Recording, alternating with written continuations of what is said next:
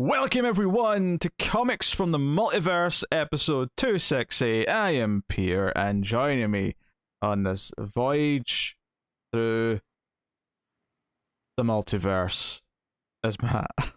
Yeah, I'm a variant for sure. This is how this is going. Don't say variant in 2021, Matt. Yeah, I know. In the Loki sense, not in the CDC sense. Yes, but I just, it's Yeah. bringing up. How untimely. How untimely. Yeah, I have to keep throwing the word variant around in that. I mean, the show wasn't that great anyway, but I liked it a lot. well, let's not get into the pros and cons of Loki. No, shall we? but that Spider-Man trailer though. I'm sure you're excited. Uh, Yeah, I know. How do you, outside of Evil Dead, how do you feel about Sam Raimi? Outside of Evil Dead, that's a very important distinction because it's a very Yes, I different know. feeling to Evil Dead. Yes, I know. Outside of Evil Dead, I came to the conclusion that Sam Raimi is really, really, really not for me. Gotcha. Watching back his Spider-Man films again a couple of years ago, I was like, you know what? These aren't very good. Even 2, which is the best of the 3, I will concede, because of the action in it, is still super cheesy and doesn't work for me at all. There's a lot of things about those movies I really do not like. And then me and Connor watched his The Gift, which I'm saying his The Gift because there's like 5 films called The Gift at this point. And that movie's really bad. So yeah, I remember liking Dark. Drag Me to Hell. Drag Me to Hell was fun. Nah, I don't like Drag Me to Hell. I do remember liking Darkman when I was younger, but I've not seen it in a long time, so I don't know if it'll hold up. Is that the prequel to Die Darkman Die? Technically, yes. If I remember correctly, Die with Darkman Die was the 3rd Darkman movie. If I recall. I just remember that from having a black box when I was younger, and it'd be on the pay-per-view channels, waiting for the next thing to start, and that trailer would come up a lot. Die Darkman Die, and I was like, I'm never watching this movie. even 10-year-old me is like, nah. This is a DC Comics podcast. We get together. We've read some DC Comics.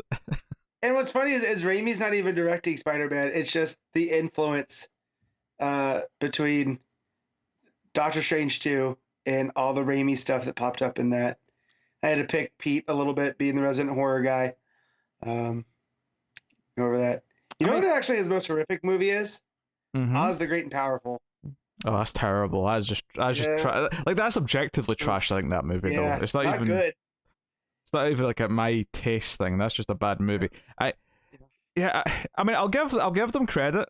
They have at least like between WandaVision and then Loki and now seemingly Spider-Man 3, like all of these things do seem to be building to whatever Doctor Strange 2 is going to be, because they're all multiverse related. They're all dealing with that sort of shenanigans. So even though I don't necessarily think a lot of it so far has been that good, at least from a planning perspective, I can't deny that there's some thought went into it. So I started with all that just to say that, we are a DC podcast. However, the Marvel movies are a bit more ubiquitous, especially for us.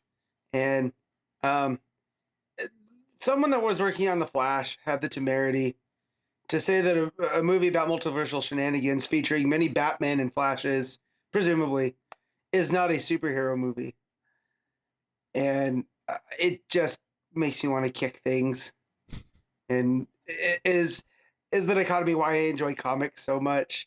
It seems to be not what they're adapting to these films, and it's just very frustrating. I don't know. I could see there being a different way to take that comment, depending on what he actually means. And if he means the alternative take, then possibly I can get behind what he's saying. It's not so much that it's like, oh, it's not a superhero movie in that it's not adapting the superhero source material. It's not a superhero movie in that it's not following the now very tired tropes of what superhero movies are. So if it was more that, then just we're not adapting it properly, then I could get on board. But it felt more, it's not none of that nerd shit. It's very serious, and it And it's just like, guys, look at your source material. The multiverse is fun right now. Look at Infinite Frontier. Like talk to Josh Williamson. Talk to Grant Morrison. It can be fun. And you guys are making it sound like it's not fun. Because, I do think superhero movies could use a bit of a shake-up in the sense that there's none that I would say I'm excited for any right now. Like, there's some that I know I'll end up liking, that'll end up being good, but there's none that I'm like my days of being like super hyped for a superhero movie feel long gone at this point. I'm kind of hyped for Shang-Chi, but that's just because it feels different, because it doesn't feel like it's tying into anything. Kind of like that Black Panther vibe, which I know Black Panther showed up in Civil War. But I'm kind of excited because it also looks like what I thought Iron Fist was going to be. And so I'm kind of excited to see that take on, kung fu, martial arts kind of action. But I wouldn't say I'm like stoked for it, But you're right. I'm trying to think. Like, I'm excited for Spider-Man, but like I'm not like edge of my seat. No, I would even say I'm excited. And I really liked the first. Like, I liked Homecoming a lot. Because I finally watched Suicide Squad. At the weekend, and it was a good movie. It was just fun. It was likable characters. It was humorous. The action was generally pretty good. It was a good James Gunn movie. But while I did nerd out a little bit for the main villain, just because it's like big and ridiculous and something I like from DC Comics, for the most part though, my enjoyment of that movie did not come from it being an adaptation of DC characters. It came from just being a fun James Gunn movie.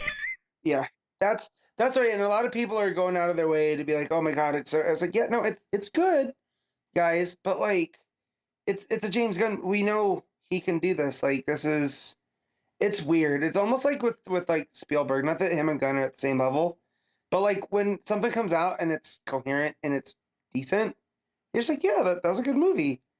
I kind of expect more when it comes to DC, and I don't know why, but I end up doing it, and it's. Shazam is still sitting up there, and ain't nobody touching it. I think Suicide Squad's a better movie. It's a better put together movie from a technical standpoint. But did you enjoy Shazam more? I don't know. I'd have to revisit it and make a choice, because I think because obviously the heart of Shazam is something that's more missing in movies, so which is why I think we appreciate it. But I do think the Suicide Squad was a better put together movie and really well constructed, and all of the other nitty gritty kind of things. It's definitely way better than Birds of Prey, though. I'm just going to put that out there right now. See, I like Birds of Prey more. Harley Quinn. But we've been over this. Margot Robbie's Harley Quinn was finally in a good movie. It's shocking to see. Shocking.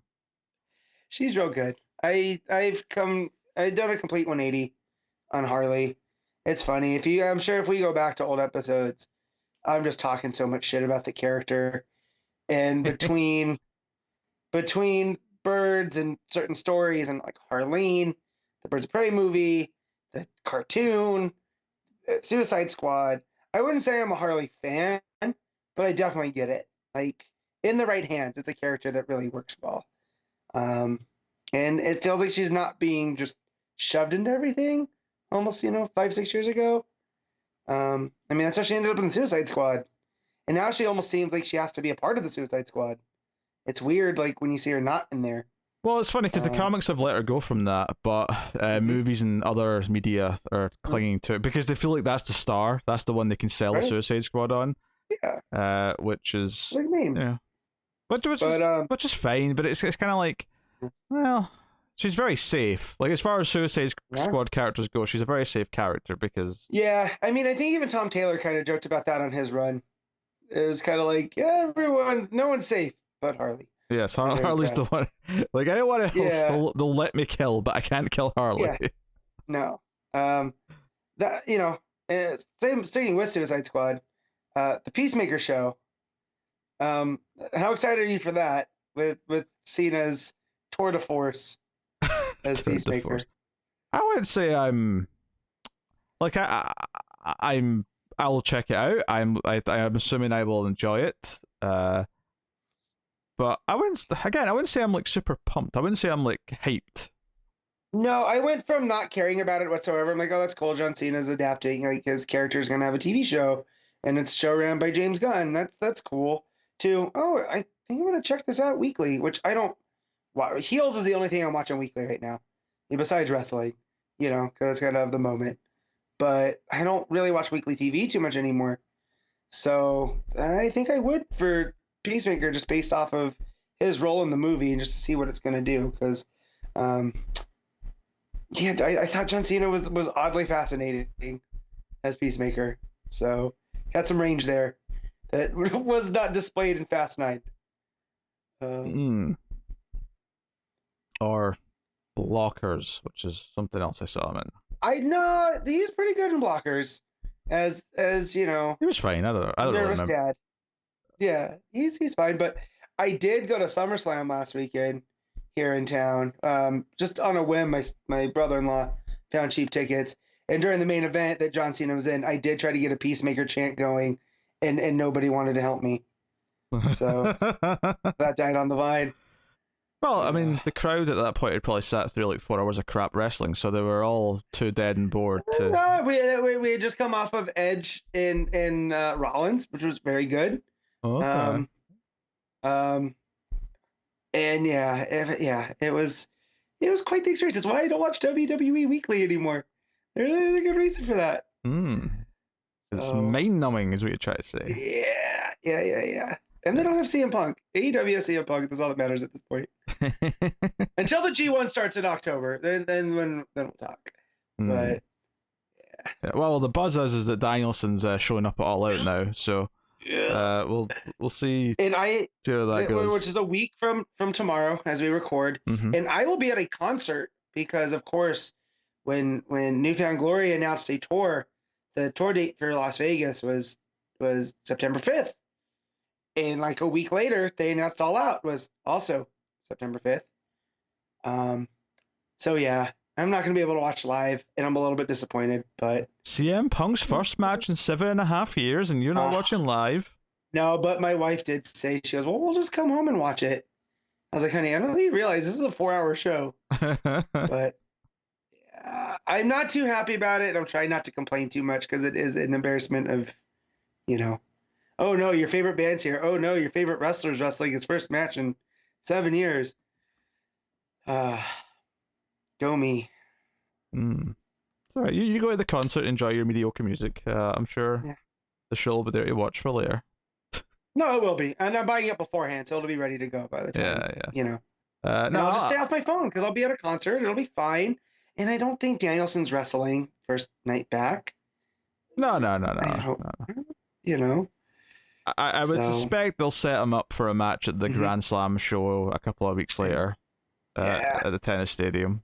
I feel like that's I'm hoping it's the American Dragon versus the Redeemer. That would be nice. Maybe. That would be interesting though if his first match when he shows up is against someone else who also came from because I'm assuming he fought him before already. I don't. You know what? In my long time watching, I don't remember too many Rusev and Bryan run-ins because I felt like we were always on opposite shows. Because remember, Bryan was missing for a good chunk because of concussions. But Daniel Bryan is different than Bryan Danielson. Like I know, to the person that doesn't know wrestling, I just flipped the names. But those are two uniquely different characters. Almost like Miro and Rusev are different. So I would love to see that just from a ring work standpoint, Yeah. Although I suspect that when he shows up, it'll be kind of a mixture of the two, just because there's no way the crowd's going to let him not have the yes chance. There's no way that's going away. Of course not. I mean, even Punk kind of addressed that this week. So, So fun. All right. Well, I actually even haven't run down what we're going to talk about in the show yet. Oh, look at that. And I blame Matt for that. So coming up on today's show, we're going to have discussions of Detective Comics 1042, Action Comics 1034, Superman Son of Kal-El issue 2, Checkmate issue 3, Robin issue 5, and Superman 78 issue 1. That's what's coming up on the show. But we do have a little bit of news, and we have everyone's favorite segment to kick things off. the ComiXology top 10 at the time of recording. So, Connor would be very happy with what's number one right now, because it is Die issue 19, which I believe is the penultimate issue, because they're doing the whole thing where it's 20 issues for a D20. Okay. I feel like Connor told me that at some point, so I think issue 20 is the last one. So did you stay up to date with Die? Because I know you guys are reading that. No, I opted out, and it wasn't even just that I fell behind. I made the choice because I wasn't feeling the issue like 3 or 4, whatever it was, and I opted out. So the art was very nice. Don't get me wrong, but I'm just not a McKelvey and Gillen. It wasn't McKelvey, sorry, on that, but I'm just not a Gillen guy. Hey, I have found Gillen real hit or miss. Like Connor told me they're Young Avengers, because I was trying to read all the Kate stuff that I can, and it was my least favorite of the Kate stuff, just because that his take on the team was just different. Oh yeah, if Connor could buy a Gillen like gel that he could rub all over his body and just feel the Gillen on him, I'm sure he would. The sick bastard. Number 2 is Star Wars Darth Vader issue 15. And then we get to our first DC book at the top 10 right now. Would you care to hazard a guess? Detective Comics. It is Detective Comics. Yeah. We're learning to always guess whatever the big Batman book is first. And then we have Amazing Spider-Man 72 at number 4. And then Thor 16 at number 5. Who's writing Thor these days anyway? It's what's his name? Venom dude. Cates. Okay. Yeah, I fell behind on issue 4, so I'm about a year behind. My shop didn't get issue 7 in, so I stopped there, and they're all backlogged in my file, and I have to pick them up. But I've heard it's good. But they restored him to his traditional look, which, Aaron ran him through the ringer. So it's always a bit weird, like when a new writer has to reset to, classic. I don't know. Like sometimes you appreciate it because you didn't like where it was going, but when you like the run that came before, it's always kind of like, we're just going to wipe away all that advancement, are we? Okay. Yeah. So like Thor's missing an arm because of Malekith during the War of the Realms and all this other stuff, and he was just real haggard from that run, and he comes in and ends up being made a herald of Galactus, like with the power cosmic. So it reforms him into the more traditional Thor that we all know. And like at first I was against it, but as you read it, things start to fall into place. So up through 4 issues I was enjoying it, but then it was like I got behind, kept him in my file, and then my shop didn't get issue 7 in, and so number 6 is Superman Son of Kal-El issue 2, so Taylor Swift's book, not doing too bad. Number 7 is Robin issue 5. Happy to see that there. We'll be talking obviously more about that, as with all these, because they're all this week's books, but in the news as well in a minute.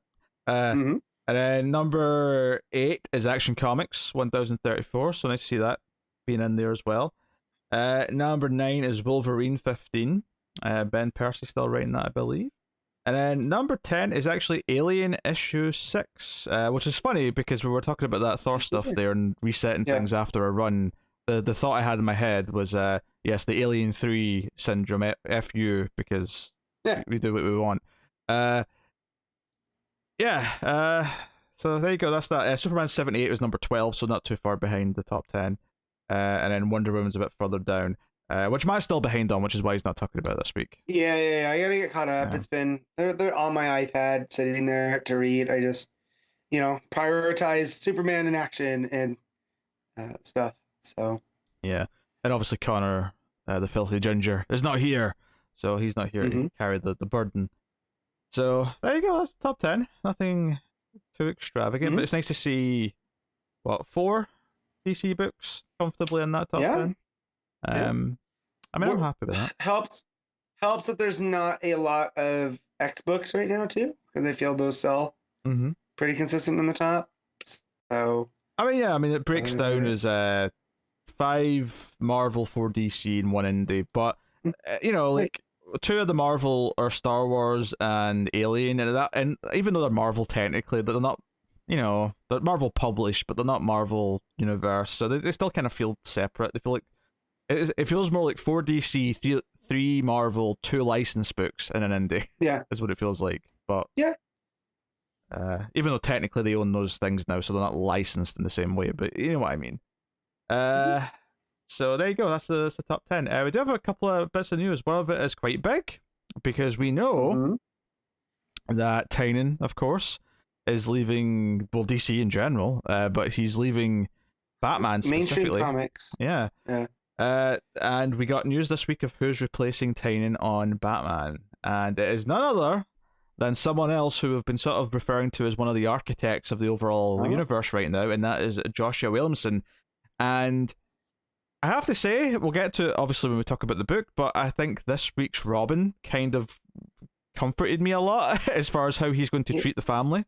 So I'll save most of my thoughts for Robin. Yeah. However, Williamson has such a command over the DC universe that I understand why John selected him for Flash, right? Coming into Rebirth during that WonderCon panel, he had said, I'm going to leave Flash in good hands. I picked this guy. I had known him from his indie work before, so I was pretty stoked. I had no idea at that time that he was going to be able to come in and tell stories, that right in my wheelhouse. And so him taking over Batman, is like, where's he going to have all this time? Because, like, this is Bendis, like, the amount of titles his name's on. Yeah, it's it makes some amount of sense, especially when you can consider that Infinite Frontier will be done by the time this is starting up, and of course, some of the other things he's doing are a bit more short term as well. And we have him. He says here that he's honoring, what the other Bat books are already doing, and it's not going to be so much. Unlike what we were just saying before, it doesn't necessarily feel like he wants to come in and reset everything. No, although he has got his own bat. He's picked a Bat costume that he wants to have in his comic. He's got the oval back, so that's something to look out for. And that's fair. I feel like you want to put your mark to let people know, like, even if they just look at the cover. Yeah. This is the Williamson run, if you will. Yeah. It's not like he hasn't written Batman before, like, because he did those issues with King, the crossover with the Flash, and he also did some Batman Superman early on. Jorge Molina is the artist, at least to start off with, and it's going to be a new villain in the first arc called Abyss. Where's my 4K Abyss, Cameron? Where is it? I'll see that, and I'll copy James and go, where's the 4K Josie and the Pussycats? Not James Cameron. He means James, someone that we know named James. We don't know. James Cameron might be a huge mark for Josie and the Pussycats. We don't know, but yes. I hope not. It'll shatter my illusions of what James Cameron is if he's a big fan of Josie and the Pussycat. I'm still recuperating from Christopher Nolan saying he likes the Fast and the Furious franchise. All right, I don't know how to take that too. Hey, real recognizes real. All right. Hey, talented people can like trash. Clearly, that's the lesson. Even Chris Nolan has to shut off his brain sometimes, and he does that by joining Dom Toretto's family. Yes. So yeah, that's basically the news. 118 is the first issue of Williamson's run. So very neat.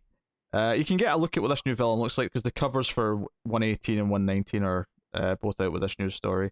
And yeah, he's got a bit of a generic look. He's kind of like a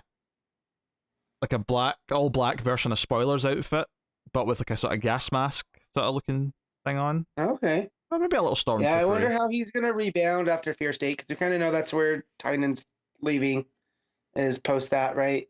Yeah. So it's almost Gotham's almost primed for a reset at that point. So interesting that he's gonna lead with a new villain. I wonder, is that yeah, I think that's Molina's art on that 119 cover, which actually fills me with some, because I don't really know this artist, but if that's if that's Melina's art on that cover, then I'm suddenly very excited for what the art in the book's going to be. It's a very nice cover. That's all I'm saying. I'm gonna look this up because I haven't seen it. Yeah, that's issue 119. Yeah, I got that. Although I think it did 118's cover as well. Cool. Oh no, don't go to that site. Stupid Google. I don't want to go there. Why is that the first one? Because all the good comics sites all died out because they weren't trashy enough to survive in a modern setting. I guess. But yeah. All right. While you're looking at that, I will move on to the other bit of news, which is not huge news, but it's big in the sense of how many books that it affects, and also when we'll be reading things. So, DC has informed retailers that a sizable portion of its upcoming releases will be delayed due to the pandemic's ongoing impact on global supply chains. Now, this is interesting that we're getting this particular problem now, given that it's not like we're early in the whole process or anything.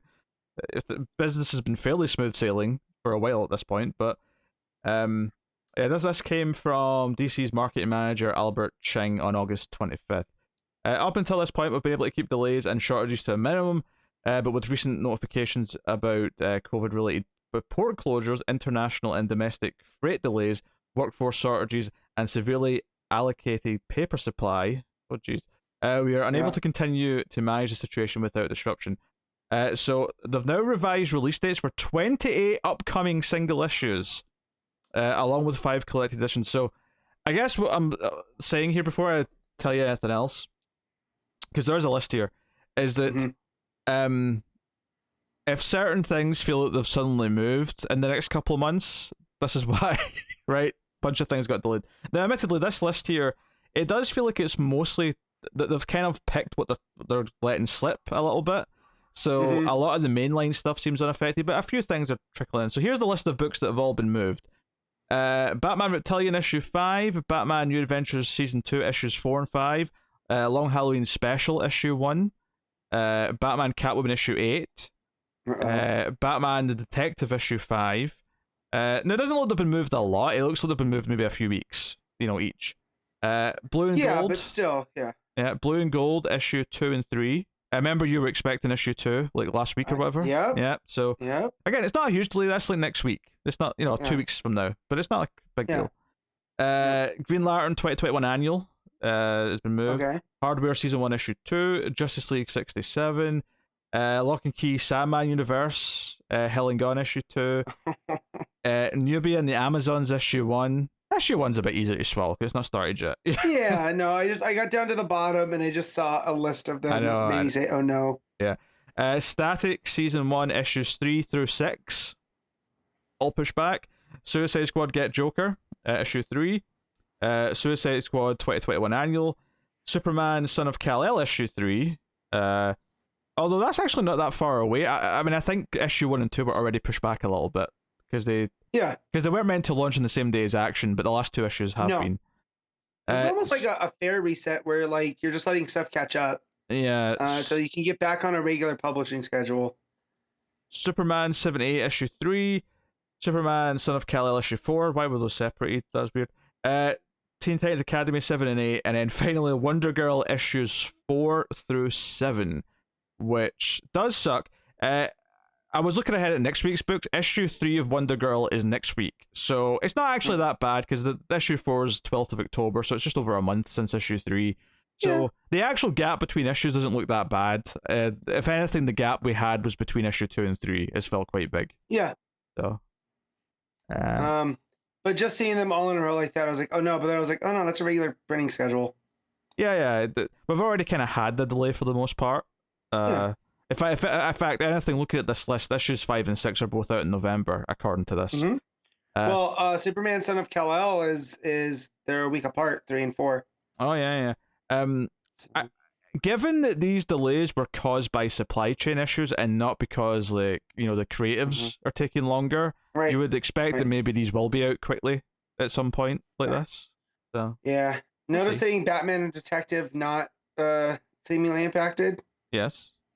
So, or Wonder Woman. Not Action. So it makes me wonder. For that record. Oh, right. Makes me know, but it just makes me wonder if the double shipping ones are kind of ahead of the supply chain issue. Most of them are back mean? to single shipping though. Batman's the only one right now that is double shipping. I feel like, why am I so behind on Wonder Woman then? I don't know. Yeah. Because it double shipped last month? Yeah, maybe. I'm 3 issues behind at this point, so that's why I'm only a month behind. I'd have to go check the November solicits again, but I definitely Will Fear states on Batman's double shipping. Right. And then, I mean, technically it's triple shipping in November because you've got that one shot, the Fear State Omega, right. Final one shot, right? Because we got the first one next week. That's why though too, because they got their ducks in a row, and that's part of a banner event. Yeah. Because so they don't want to delay one thing. Fear State makes more sense. I mean, I'll tell you the full list later, but Fear State Alpha issue 1's next week, which is the sort of kickoff to the Bat event. So which would be fun. But I'm excited for a Bat event. I know I talk a lot of crap about Batman, but Bat events are fun just because of all the different characters that are involved. Because it's not just Batman, right? Like, yeah, I think it's because there's such a deep roster that lives in Gotham. So when you have an event that affects the whole city, there's just a natural kind of way to fit everyone involved into it, right? So it's very easy to say, okay, this is how Babs is getting on during like No Man's Land. This is how so and so is getting involved in No Man's Land. Like all of it kind of nicely fits together. So yeah. Whereas other family of characters, like you have characters that are spread out sometimes across different planets because Superman flies off somewhere, because the Green Lanterns are all spread out, or But see, I used to feel the same about when John's on Green Lantern. Like you get to that big Green Lantern story, and there's so many different lanterns. Oh sure. You're just like, oh man, if I don't like what's going on in the main story, I have this story to go with. Don't take what I just said as you can't do it with the other families. It's just there's a reason why Gotham tends to have a really good track record, is because it tends to be really easy to fit them into the mold, I would say. Yeah, but for sure. Yeah. So there you go. Unfortunate. I mean, honestly, it's not really that big. It sounds, because when I read the headline, I was like, 28 books have been delayed. But then you look at it and it's, those. We've actually already had most of the gaps that were caused by it. So, whatever. There you go. I'm going to pull a Connor, and I want to talk about a silly thing that got brought up. Go on. That Philip Kennedy Johnson responded to. A certain person who will remain nameless brought up that they have an inside source saying DC's going to kill off traditional Superman and all this other stuff. And the news got back to Philip Kennedy Johnson, and his salty reply was like, yep, you found me out. The character that I've wanted my whole life to read, that is on, posters and lunch boxes and T-shirts. My first mission out the gate is to kill him off and do my own thing. And it's rare to see creatives engage in silly stuff like that, but it was actually kind of refreshing to see him, step up and be like, all right, don't listen to this person. They have no idea what they're talking about. And it made me like proud that that's my guy writing Action Comics, So excited for Warworld. Like, oh man. Hey, I sometimes have to read really dumb YouTube comments. I know what it's like to. Bro, that comment stuck with me throughout work. I was just trying to figure out if that person really was trolling or if that was a 100% sincere comment.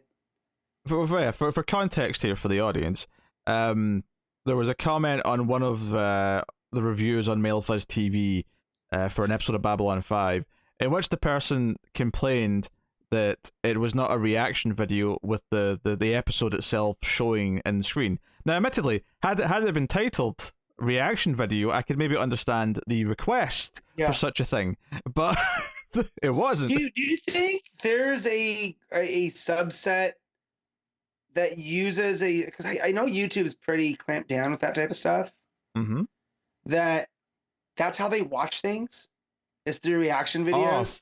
Very possibly. I mean, I know reaction videos, and there are some that are all right. Like, some people put some effort into them, and they'll edit up the footage, and they'll do like highlights, and they'll sort of work around the copyright by only having small snippets, but enough to make it clear what they're reacting to, and it works fine.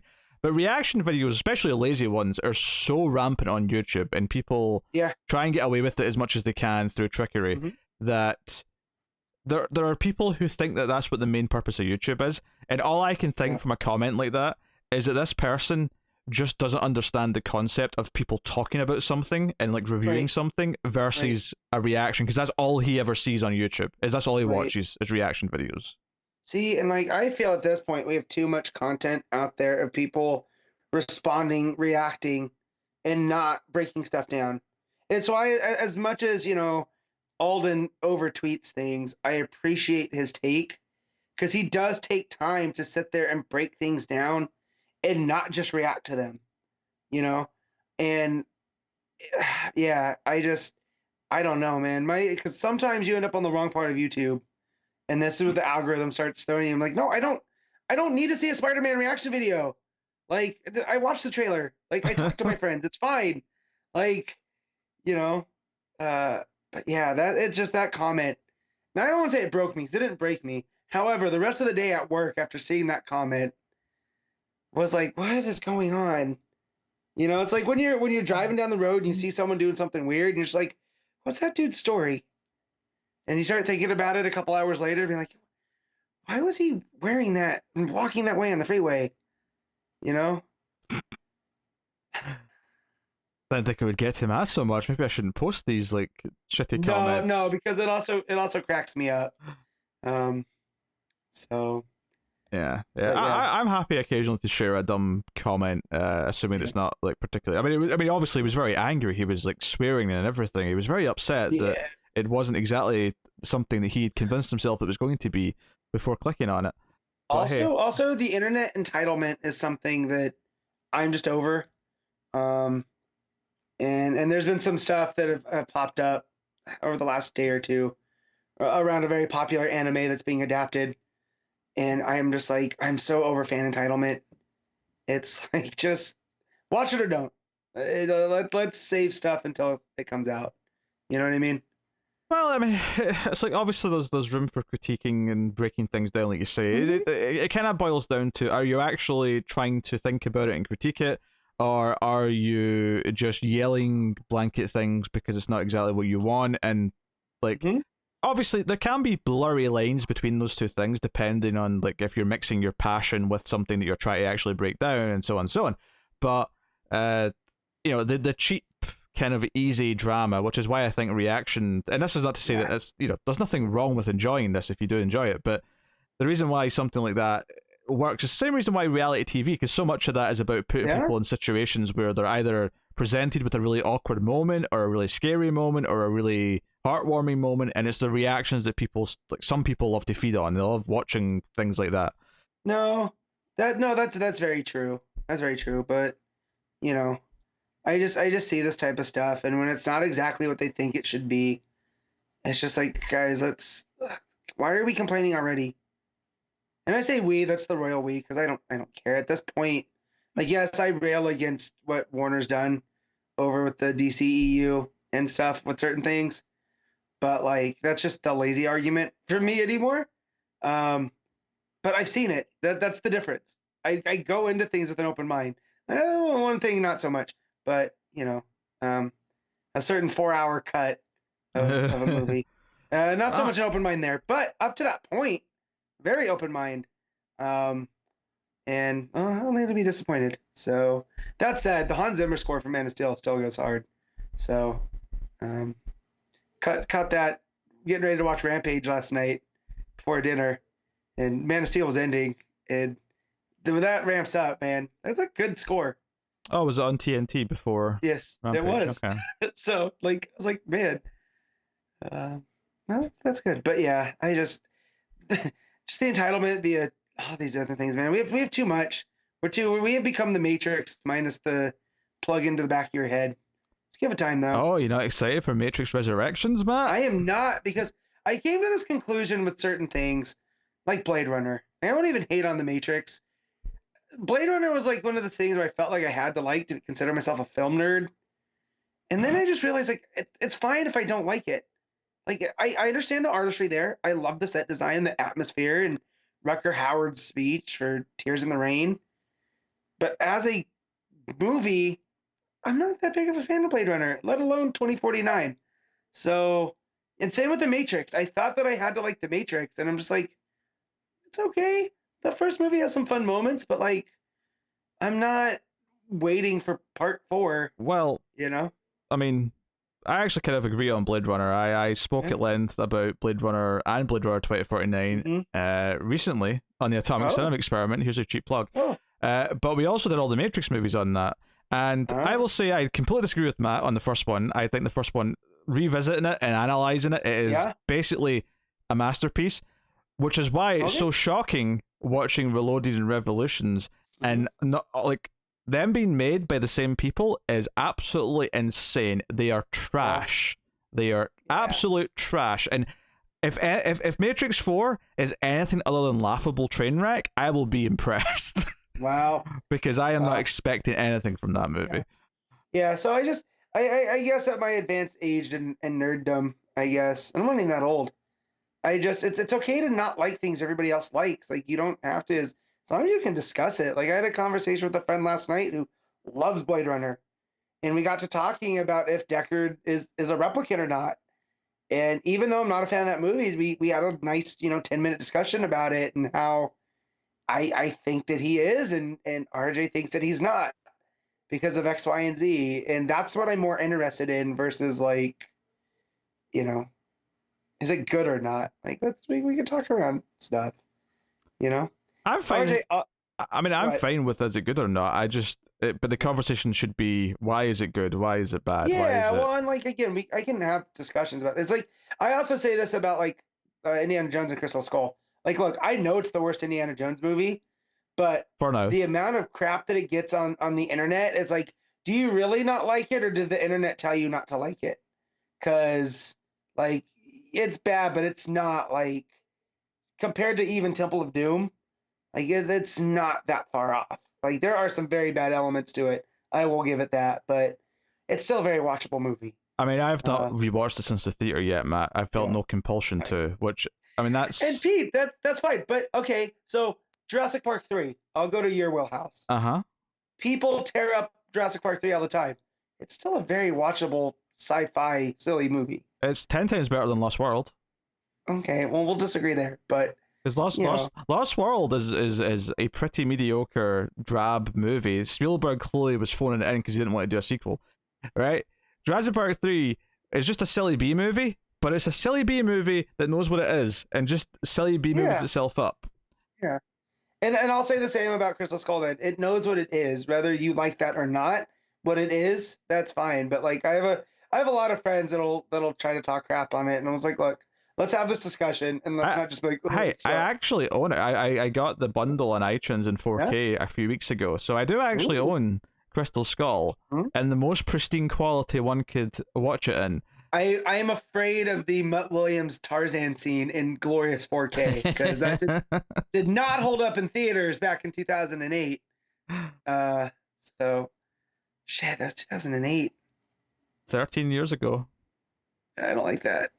There are children who were born the same month that came out in theaters. Brother, I work at a middle school. There are kids that when they tell me what year they were born, I'm like, just stop talking. That's already married when you were born. Yeah. All right, let's get away from me. The kids who were born when Crystal Skull came out are all playing like Fortnite, like for 10 hours a day. That's what I was saying to Tim, because I was talking to Tim about stuff, and he was saying, one day I'll have free time again. I was like, don't worry, it'll be a couple of years, and your kid will be playing Fortnite for 10 hours. You'll have plenty of time. Yeah. You'll have nothing but free time.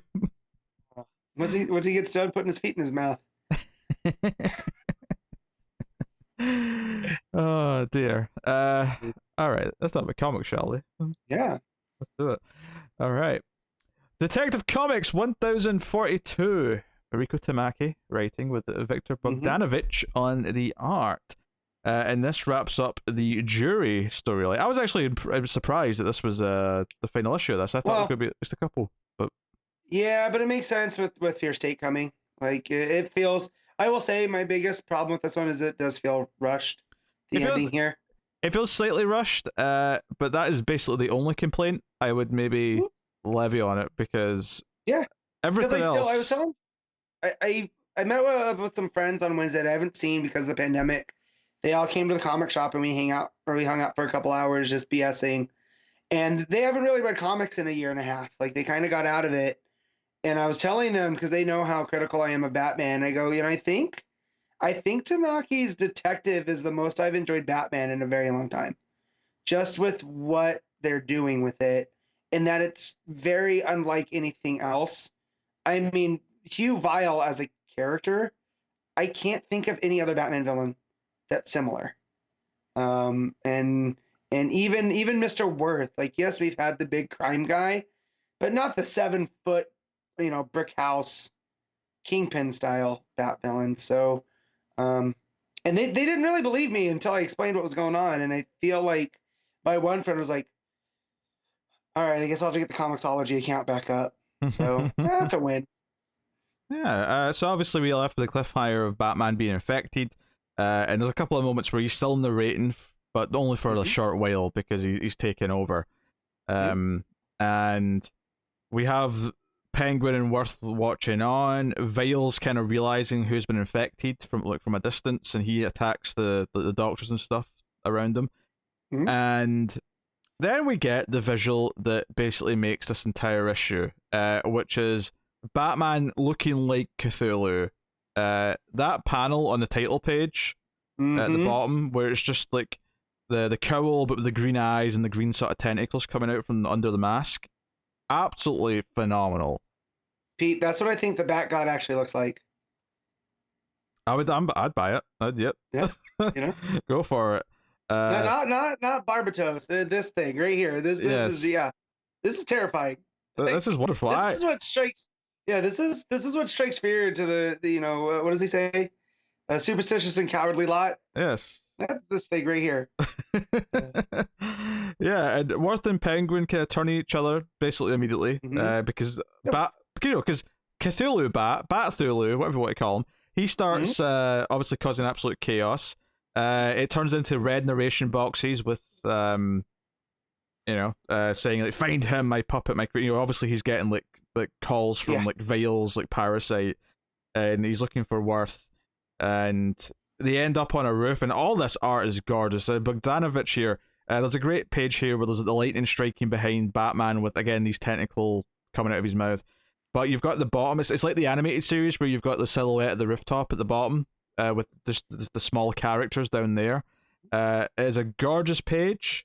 All of this felt like really big climactic sort of face-off stuff, which is really nice. So even though I could have really had like a whole issue of like Bat-Thulu like causing chaos in the streets as Huntress tries to track him down, all of this stuff, but actually going against Worth, and Batman being able to like gain enough control as he's dangling him off the roof to like sort of not kill him, right? Because that's the one thing that the strongest will in Batman's body is not to kill, right? So after he drops him, he shoots a batarang and is able to and it gives us, there's a little bit of dialogue later to explain maybe that maybe it wasn't as potent as normal because it was like taken into a vial and taken and shot at him elsewhere and stuff like that.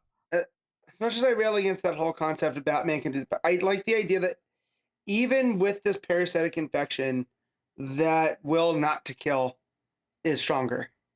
Yeah. Like Bruce is going to override Vile's impulses every time.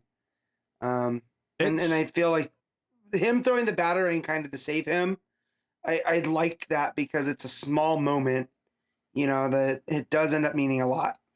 Yeah, and it's also promoting like, Batman's like most true and virtuous like quality, right? It's not promoting his skills as a fighter. It's not promoting his skills, as a thinker or anything like that. It's not, or his physicality or anything. It's purely just his will to be good and to be the best person that he can be. This idea of not killing and not crossing that line. So it's one of those things like putting that idea over. Like it's hard not to find that heartwarming and not to like sort of have it promote like the idea of Batman as opposed to any of his like prowess as the best fighter in the world or anything like that.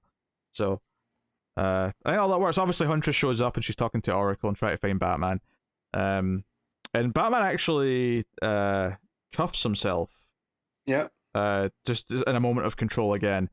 And then, we have all the big stuff. Then the big showdown, Vile shows up. He's like, I have the bat now. Yeah. Basically, Batman like charges in at him while he's still sort of under control. And the parasite comes flying out of Vale's mouth and Huntress crossbows it midair. Bink. This reminded me of something that would have happened in like The Thing. Like Huntress is in that Sure. Kurt Russell kind of mode. But yeah, it's very, very sci-fi monster movie. And we don't get that enough in Batman. So I'm here for this. But a bit more of an athletic like flair to it, obviously, than The Thing. Of course. Because they're all like schlubby middle-aged dudes in that movie. But this is, Huntress's peak human condition, you know. But yeah. Yeah, so we get the sort of the follow-up, which is them at the grave of Sarah Worth. Bruce and Helena. And they're talking about what they went through. He kind of explains that, maybe it wasn't as potent because it wasn't administered directly. Maybe it was watered down because of how it was given to him. They don't know for sure. Maybe that's how he was able to fight through it. So it gives you enough to just maybe give it some doubt. We actually see Batman in his classic outfit at the end, which obviously was set up before. Right. Was that in this or was that in Batman? That was in Batman. That was in Batman. So that's a nice little bit of synergy between them. Yeah, because remember, Babs told him he had a spare suit stashed. No, that was in Tech. That was in Tech. I remembered the scene. I just couldn't remember if it was this or Batman. It was Tech because we were talking about that it was in the spare cave. That's right. Not the spare cave. This one of his underground layers. That's right. It's older. Yeah. I got that confused with the Matches Malone stuff with the Unsanity Collective. Yes. Yeah. Deb gets a very expensive bottle of wine. Whiskey. Oh, was it whiskey? Sorry. Yeah. Because remember, he bumped into her and he dropped the one that he gifted her before. So that was a fun running joke. I really like the final page as well. As a fan of horror movies, the sort of like the horror's going to live on kind of like tag at the end. It's kind of a darkly funny scene as well, where the two coroners are like digging into Hugh Vile, who basically just died after the parasite was removed from a few hours later, and one of them is complaining like, hey, my cousin like just gets old people mostly because of the city they live in. It's very rarely anything else, and yet we get all these weird things because we're in Gotham. And as they're having this conversation, like these weird eggs are coming out of his body and like moving down to the drain, and it's like, what's that? Yeah. They cut open his head, and they're like, what? It's full of eggs. What was up with this guy? You have to imagine this is going to grow more power. Whether or not there's ever a follow up to this is another question. No, but it's a nice setup, and like you said, it is like a horror movie where you're like, oh no, This is like the end of episode 4 of the hit television show Buffy the Vampire Slayer. Teacher's Pet, where eggs from the praying mantis are revealed in the closet, but it's never followed up on. It's just kind of a teaser. No, because that was Xander's teacher, right? Yes. That's right. So this could be like that, and it's never followed up on. That said, though, maybe in like 2 or 3 arcs time, Tamaki's going to be like, oh, by the way, there's tons of those parasites in the sewer now. Yeah. She could do that. So. Yeah. But no, I had a fun time in this finale. I think the big confrontation and Batman, unlike Worth, being able to like fight through the anger, even though it was artificial anger, because it wasn't really his anger, is a nice thematic full stop on the arc, and the art throughout was phenomenal. All the big showdown stuff with the lightning, the parasite face from the cowl. Was wonderful. The green glow in the darkness, all that stuff was really nice. Yeah. So we given the main story then? So I'm gonna give this a 8.5. You know what? I'm going to agree. I would give it a 9, but just because it feels slightly rushed to conclude before we get to Fear State, I will drop half a point for that. But it's not a huge demerit on it. Not a huge demerit. No, it's still really good. Like, did you read the backup?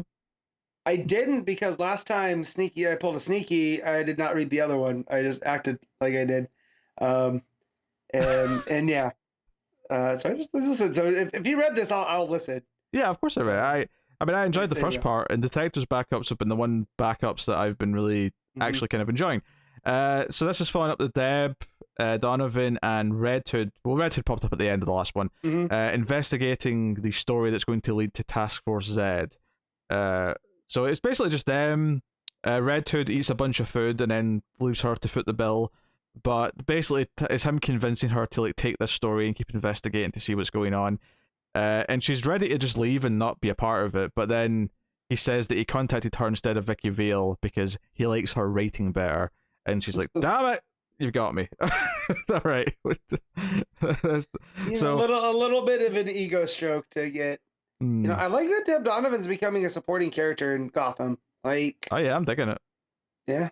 There's a nice little bit where it's sort of like again because this was a big part. The big part of the first part was her talking about what it's like being a journalist and what people think it is. There's a little montage of that where she's like, people, when you're being a journalist, to say, oh, it'll be rewarding. You'll get to like go places, make your own hours, but it's all very ironic where it'll say you get to make your own hours and it'll be her like working late because she has to meet a deadline. Like it's not like she gets to pick hours. It's like she's working extra time. You get to travel, and then it's like a guy saying, "Oh, we're going for tacos for lunch." That's the traveling and stuff like that. It's just a funny page. And then she says that one of the things that people assume is that there's a lot of stakeouts. When she's like, "No, this is actually my first one." She's staking out the morgue to see if anything's happening with the bodies. And basically, Vicky gets pissed at her when she phones her. Because she's basically taking her source, and even that's got a funny beat though, because Vicky's on a date. Because Deb calls her and says, "Hey, you busy?" And she's like, "Nah, what's up?" And it's her sitting in a fancy dress at a restaurant and a guy with his arms folded. Like, what? Seriously? Yeah. We're on a date. Not Bruce Wayne. Yeah, not Bruce Wayne. No, as I'm looking through it, but yeah, no, clearly kind of like Bruce Wayne, but it's definitely not Bruce Wayne. Just got a type, right? I mean, yes, yes. But yeah, so sure enough, some bad guys show up at the morgue and they're taking some bodies. Deb's pissed at Red Hood for tapping her phone. I did enjoy the dialogue here because Deb's like, "Did you tap my phone?" And Red Hood just goes, "Yes." "Don't lie to me, I can find out." And he's like, "I said yes." So just some fun stuff. Red Hood goes off to fight the bad guys and ask some questions about why they're there, what they're doing. But as this is going on, Deb tries to call the police and is hit from behind, giving us a little cliffhanger for next time. I'm digging this. I like Deb as a character. I think the chemistry with Red Hood's actually pretty solid. And you know what? They've got me. I'm interested in this Task Force Z. This reanimating corpses for a zombie Suicide Squad is actually kind of interesting. So, especially since they're tying in multiple deaths of villains that, I don't really care about Astrid Arkham so much, but the fact that Man-Bat was killed in a backup recently, which leads into this, Bane and the A-Day stuff, and Batman, again, everything feels connected, it feels nice. The art in this backup's not as good as the main story. I mean, I think that's fair to say, but it's okay. Yeah. It's fine. But the character work's what you're really here for, and I'm digging it. I mean, this might be the only backup I'm still reading and still want to read because it's the one that I feel it's actually using its time very smartly. So very good. It's our solid 7, I'd say. It's hard to rate a backup because I don't know what a backup can do in 10 pages to make me like give it a raving score. So 7 seems to be the ceiling. But I mean, I'm sure there's some out there, especially when they're more standalone. Yeah. Like I do think that first Huntress one was really, really good. Yeah, it was. No, you're right. It was very good. So, but that felt standalone. That almost felt like again, when they feel more like an annual story. Like this is definitely what I thought the backups are going to be more of, where they're serialized. And it seems like Rosenberg's really good at that style because there was that and the Grifter one,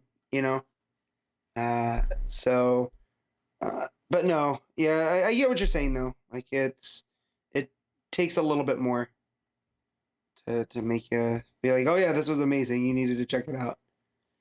Yeah, I think it's just tough because you've only got 10 pages and yeah, it feels like you're getting parts of a story rather than the whole issue. It's not as meaty a chunk, I guess, but hey, no, but I mean, I'm enjoying the backups in this though, and I do. It's succeeded in making me want to read at least the first issue of Task Force Z to see what it's like.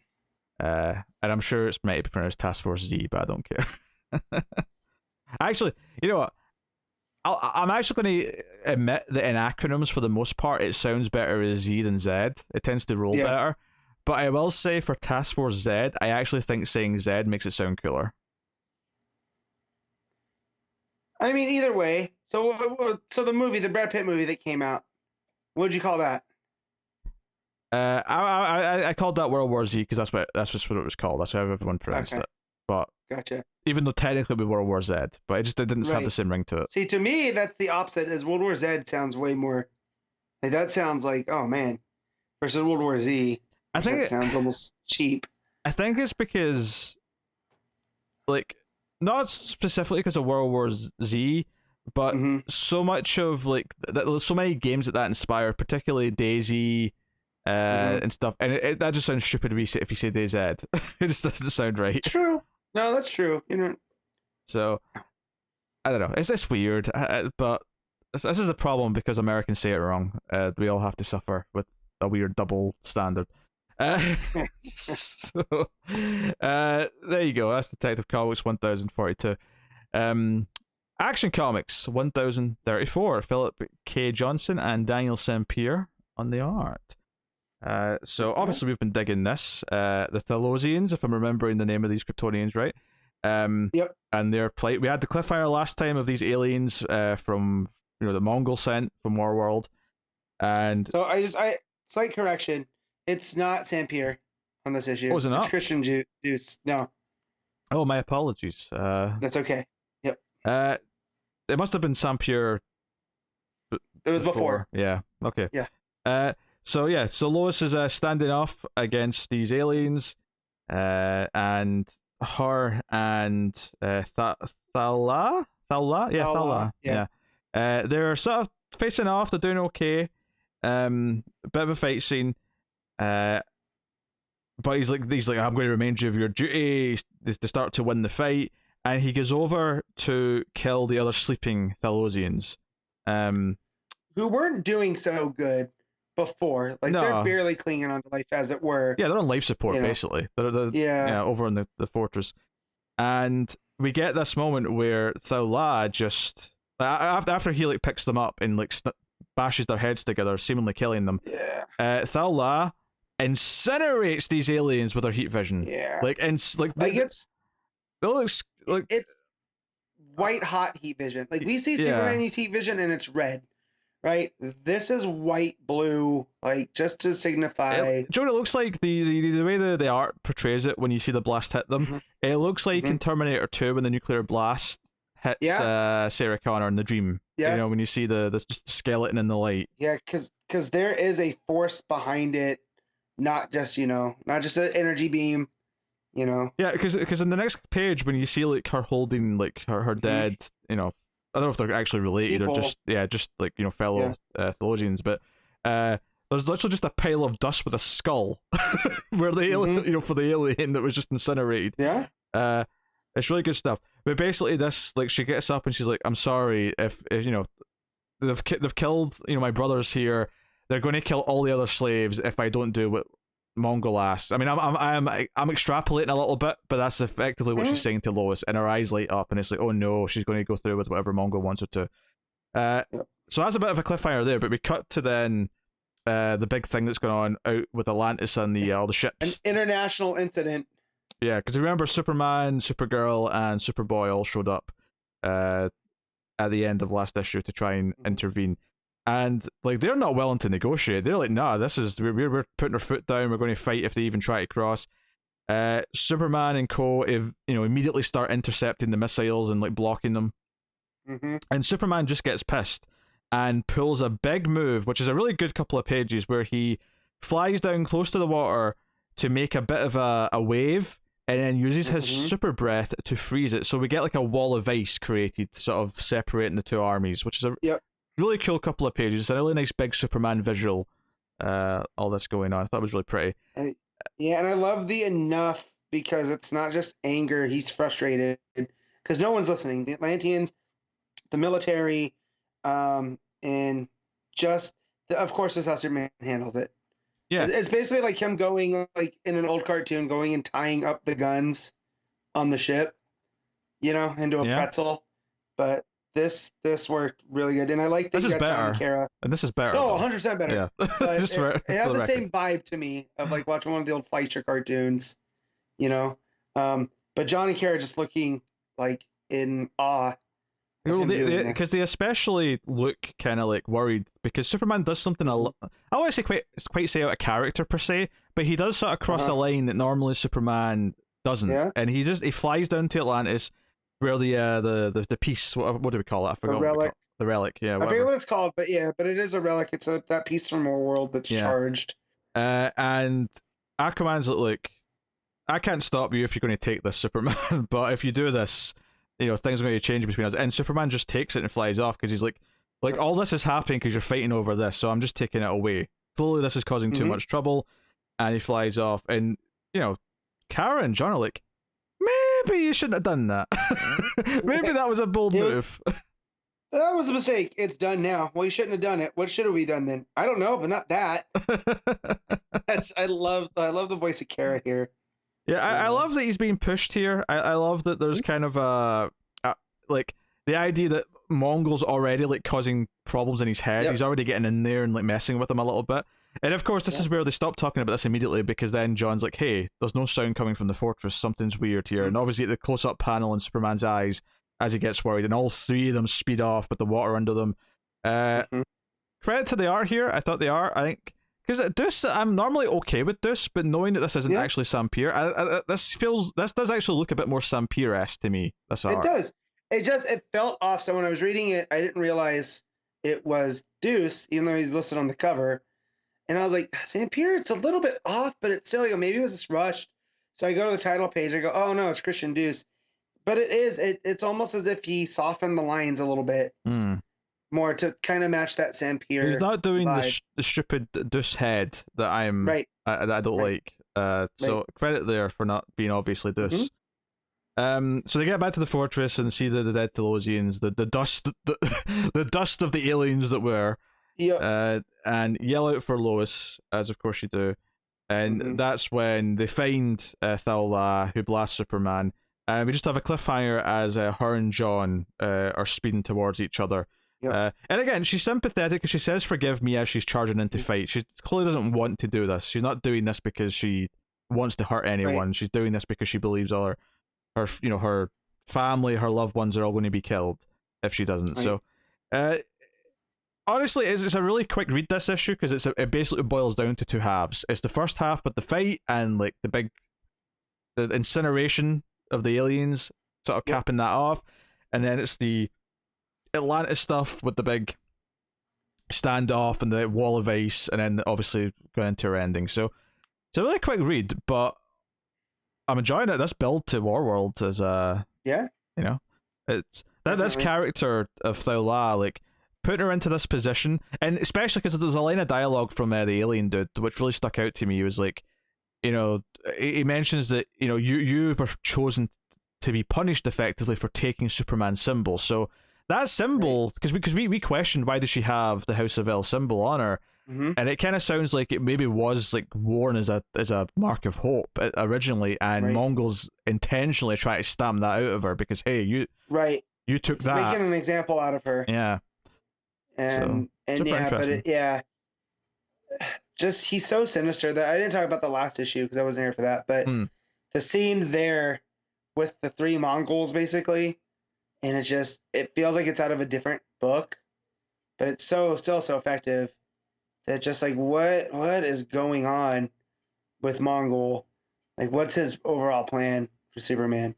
I think this is really smart storytelling because everything in this, Mongol's behind it. And I don't think you ever quite forget that because everything that Thal-La's doing is under this sort of duress, effectively, and she's actually willing to fight the aliens. It's not until her her like comrades, or whatever you might call them, until they are killed in front of her, that that basically motivates her to sort of like it forces her hand. Yeah, I have to do what he wants me to do, even though she clearly Mm-hmm. was sort of fighting against it up until that point. I think it's motivated, and all of it puts over how evil and maniacal Mongol is. All of it sells the villain that we're going to eventually get to, and that we're going to eventually have Superman square off, and he's already in his head, and all these things are sort of compounding. So that's all really, really smart.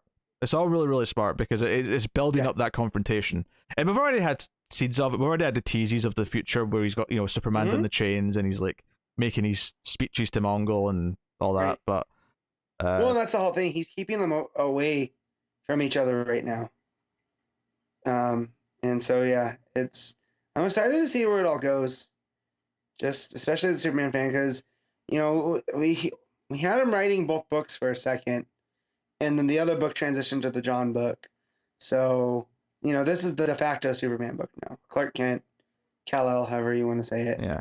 I mean, this feels like one big story that has a map to it. Because I genuinely don't know if Johnson, like, not that I think it's going to be a short run per se, but I don't know if Johnson has much planned beyond Warworld, because I think Warworld is going to be a big long saga, and then that might be the whole run. Like once Warworld's story's done, that may be him done, which would be fine. Like that's not a complaint, but that's how big this feels. It feels like a saga of one big story. Well, and then he also has that piece with the Arthurian part of it in the future too, of what Superman means down the line with the legacy and whatnot too. So it's like, how does this play into that?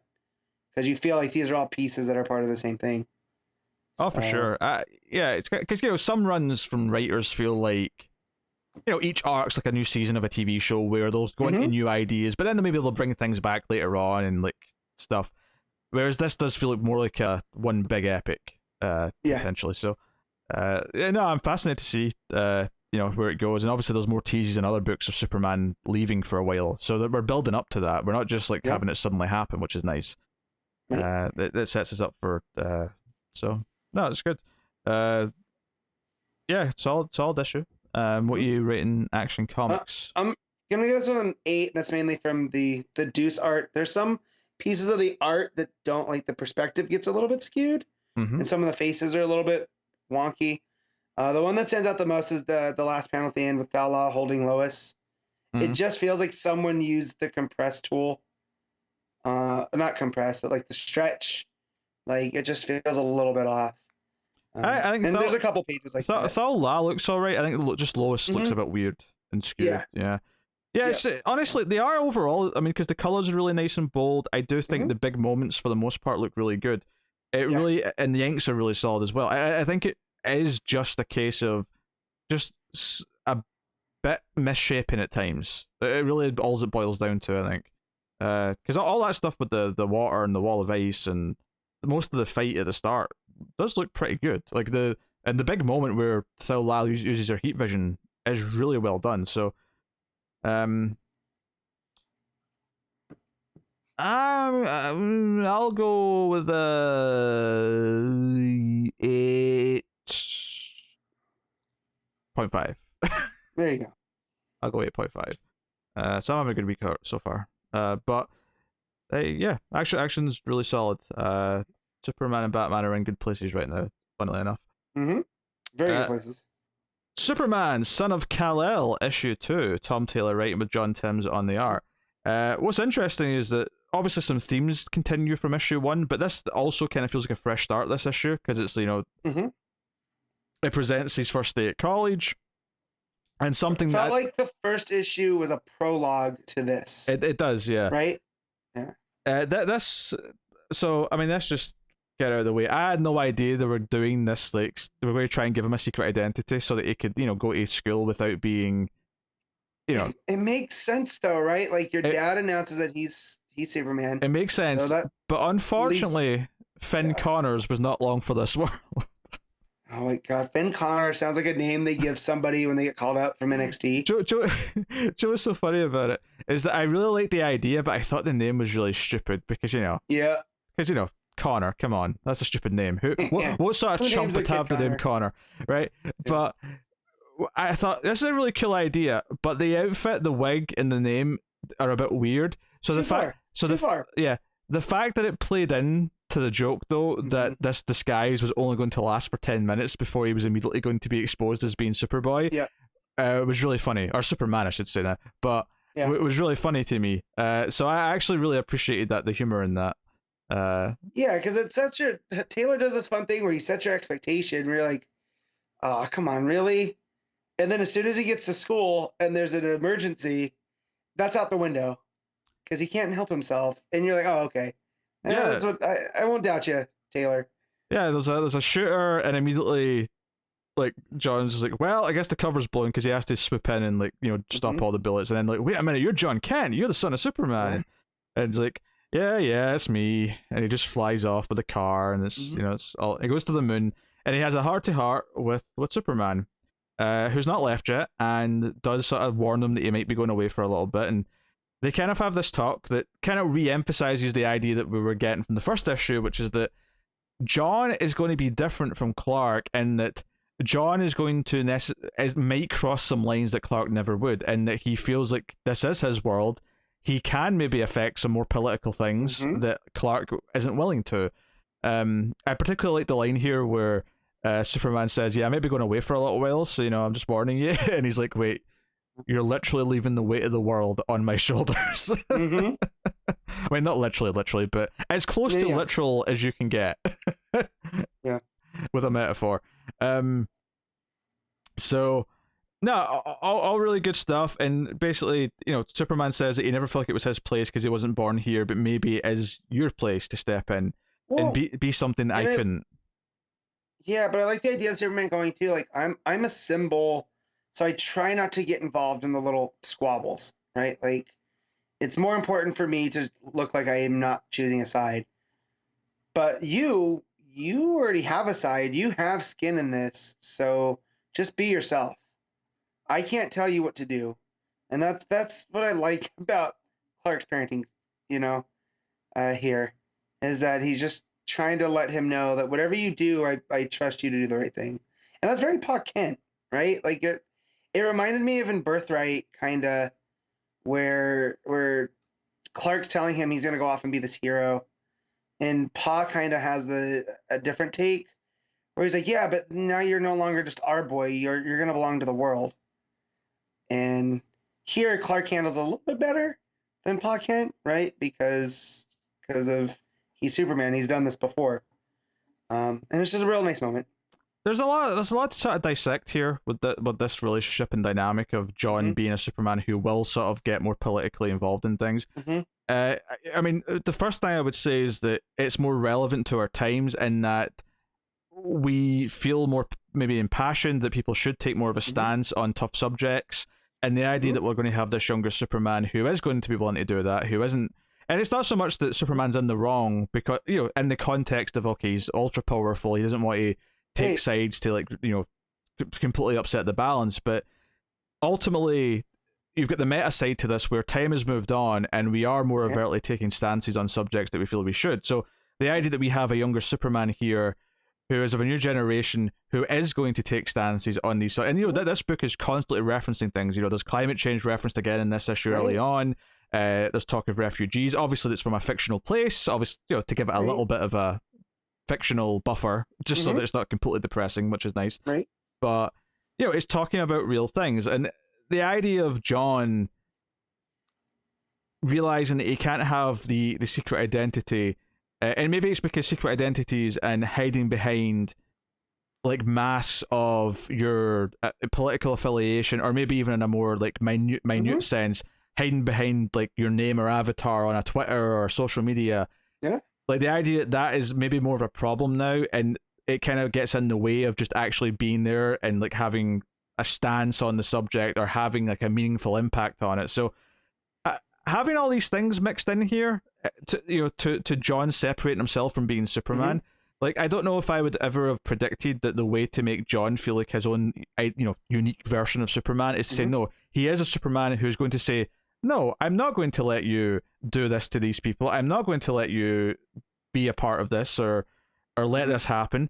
And the big thing here being that when he does make the choice to go and save these refugees whose boat is sinking, and he brings them to Metropolis, when the authorities try to handcuff him, John immediately introduces his heat vision, and the guy's like, "Hey, this is the process. I mean, I respect that you want us to help them and all that, but there's a process to this." And he's like, "Well, there's a process, sure, but you're not using restraints. If you put them on, I'm going to take them off, and you can't stop me." Yeah. And that's something that Superman, traditionally, he would never like have that show of force with like local governments or authorities. He wouldn't. Whereas this was, and obviously the intentions and everything that he means behind it is all very like noble and all the rest of it. But he is fundamentally still sort of waving his dick and going, "No, I will use my powers and I will stop you." Yeah.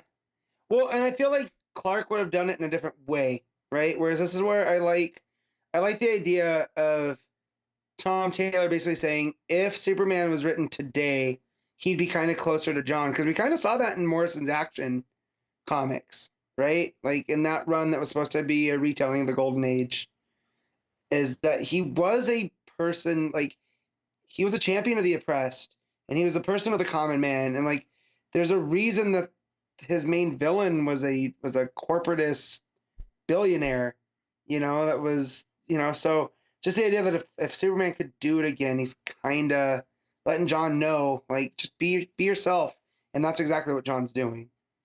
Because I feel like Superman would try and like explain and like try and garner sympathy from the guy and say, "Hey, do you really need the handcuffs? Like, there's no need for that." He would give him a speech and it would inspire him to do the right thing. And having a character who's more direct, who, basically having a Superman that says, "Let's stop pretending that I don't have power to do things. Let's not pretend that I shouldn't use my power to do things that I feel are right. And you have to accept that." I think that's an interesting tactic to take. Right. And it's something that maybe Taylor's going to like explore the conversations of and what that means. There's going to be a price for that. Oh yeah, like how does the media and the world react to it? How does the villains react to it? How do regular people who might consider him menacing react to it, if they do consider him menacing and a threat? Right. There's a lot of potential avenues to explore there. Right.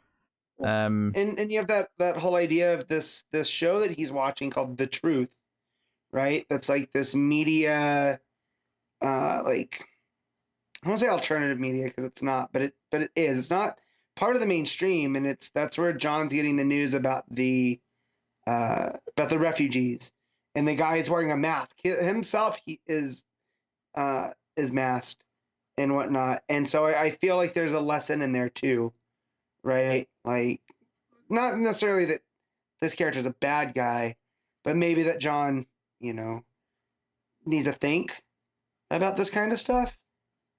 I don't know. Yeah, there's a lot going on. It wouldn't surprise me if he does like step in without thinking at some point and actually make something worse because of how direct he is with the situation. Right.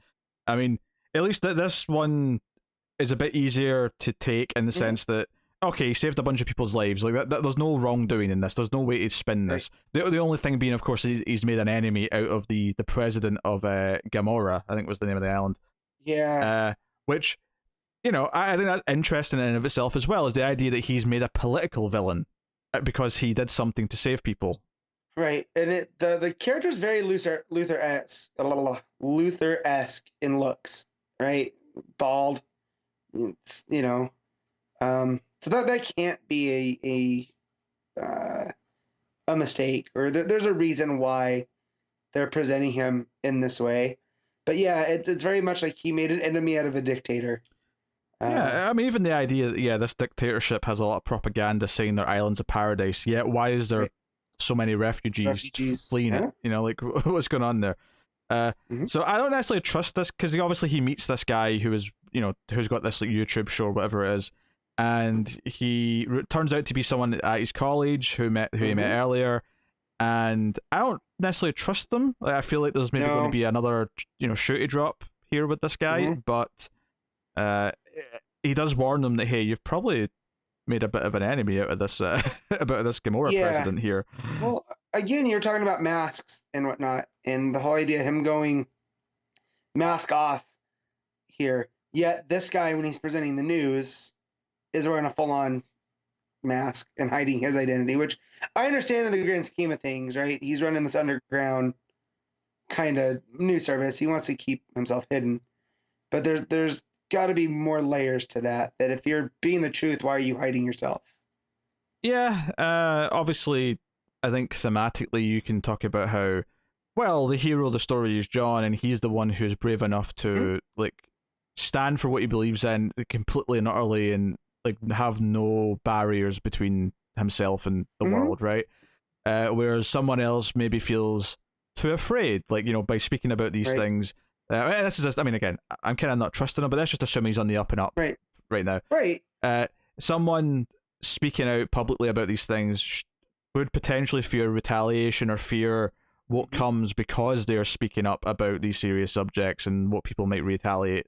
So, like, there's thematic ideas there with the idea of John like trying briefly to have a mask, but ultimately Mhm. realizing that in today's world you can, and you have to be forthright with these beliefs and opinions Mhm. because hiding anything just means that you're not like helping educate other people, you're not spreading the ideas and so on and Mhm. so on. There's a lot of stuff going on here. I feel like there's a big kind of like I don't think I like this book yet as much. Like I think Nightwing is a much better Tom Taylor book, and there's been Mhm. other Tom Taylor books that have clicked with me But there's. in a story way much quicker. But Mhm. I think this feels very ambitious, given Mhm. all the threads and all the ideas. And I do like this more than issue one, and this is a better issue than issue one. Mhm. Um, Well, yeah, because issue one felt like a prologue. Like when I finally got around to reading, I'm like that was good, but that didn't feel like a complete story. That felt mm, like the table setting. Um, Whereas this, it kind of did because it had the whole beginning, middle, and end of him trying to do this new identity, him giving himself up, talking to his dad, and then dealing with the refugees.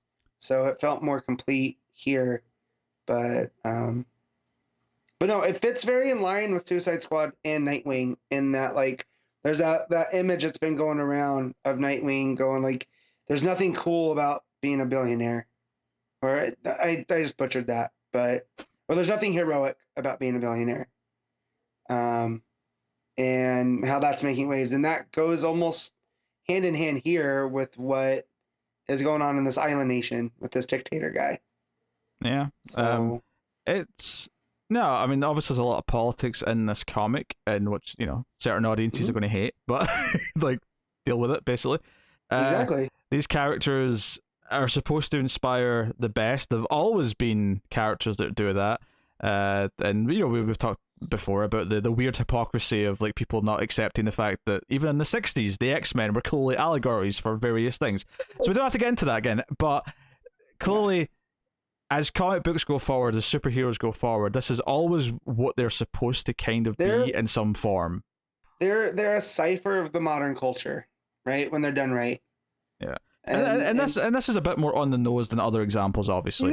mhm, But this is still a far cry like from the only time I've had a problem with anything like this recently was Azarello just referencing real world events, which was just odd yeah, and stupid. yeah, But yeah. I never like when they do that. I like when the comics make up a president versus trying to force in the current president because it just feels like you're in your own world, guys. Do what you will with it, like it doesn't have to be Lex Luthor as the president. It could be, whoever. Um, but I like that more than, when you adapt real world things. Like here, Taylor adapting a refugee crisis, but he didn't have to make it a real country. He made up his own, which I've never even heard of this country in DC Comics, you know? it may be Um, new because I don't recognize right. it. But like it could have easily been, Santa Prisca or Corto Maltese, somewhere that we've seen before, you know, that but it's not. He's, doing something new, presumably. So, but yeah, no, you're 100% right with that. It's fun just to look back and like I was talking to a friend, like I can't imagine Kevin Smith's uh, Green Arrow coming out now with some of the stuff that was, because I just tried to read that. I couldn't get through a bunch of issues, but some of the decisions that he made for Oliver are stuff that are traditionally Oliver. They're coming out of in Kevin Smith's voice instead. And for the crowd that are go, oh, comics are too political nowadays, like that was 20 years ago, and it fits in right now still. So like, this is just comics at this point. So Yeah. I mean, it's always been comics. So I think that's the silly part of it. So yeah, really ambitious. I'm liking all the things this is poking at. I thought the Finn Connors stuff was kind of hilarious. I got a good chuckle out of it. I love the conversation with Superman, and the one thing we didn't mention is that Superman gave him a suit that was actually made out of one of his old suits. Mm-hmm. So now that's what he's wearing. So it's not just the one that he got from the Legion, which is nice, I guess. Right. Yeah. Got a little bit of Legion erasure, but that's okay. That version's fine. You can go away. Long live the Legion. Yes.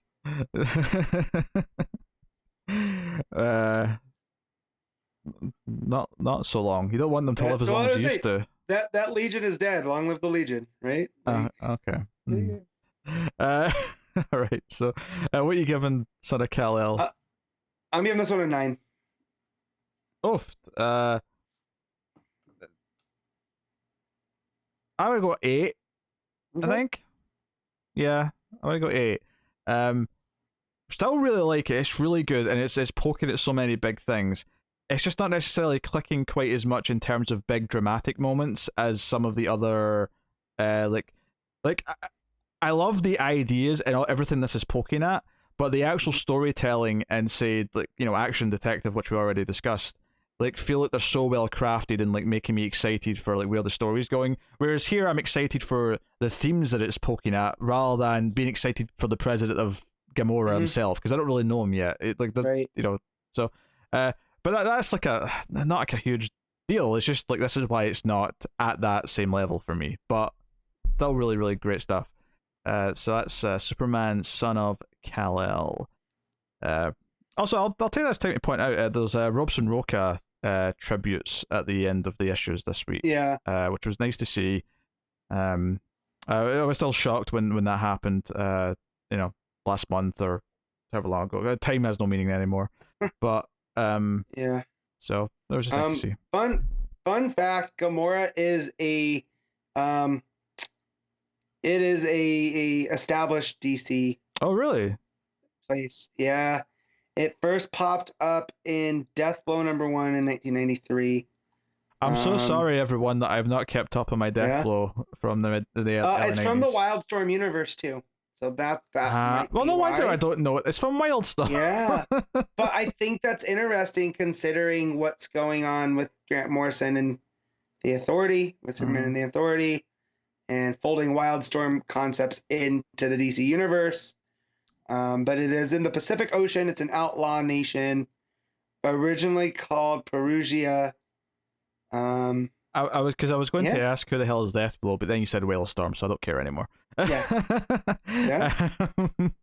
All right. Checkmate issue 3. Brian Michael Bendis writing with Alex Maleev on art, and I opted out. I was kind of down the last issue, basically because I feel like it's not going to have an ending because it's just going to tie into more Bendis stuff, and I'm out on sadly. You know what? I was defending Bendis so much when he was joining DC because I've liked a lot of Bendis' work in the past, and I've liked some of his DC stuff, but it's been rough going recently. It was just easy to drop out. But Matt still read this, so feel free. Yeah.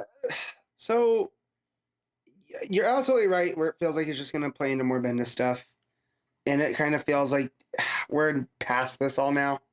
We're in a post-Bendis DC now. Even though he's still writing Justice League and maybe Naomi season 2, who knows at this point. But the time structure out of this is my biggest problem, is that it keeps jumping back and forth between weeks ago and now. But the crux of the issue is that it's very important for Mark Spector to have Superman on his side, because he believes that Superman agrees with them, but he disagrees with how they're going about it. So his plan is we got to get Superman on our side, because whatever Superman does, the world will follow. And that's what it takes all these pages to kind of do.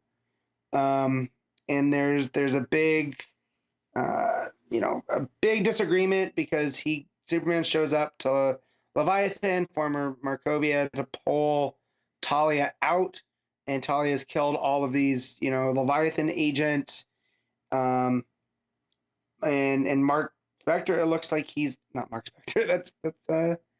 That's Moon Knight. But the former Manhunter who's running Leviathan, is like, yeah, the cost is too high, but this is the cost to do what we need to do.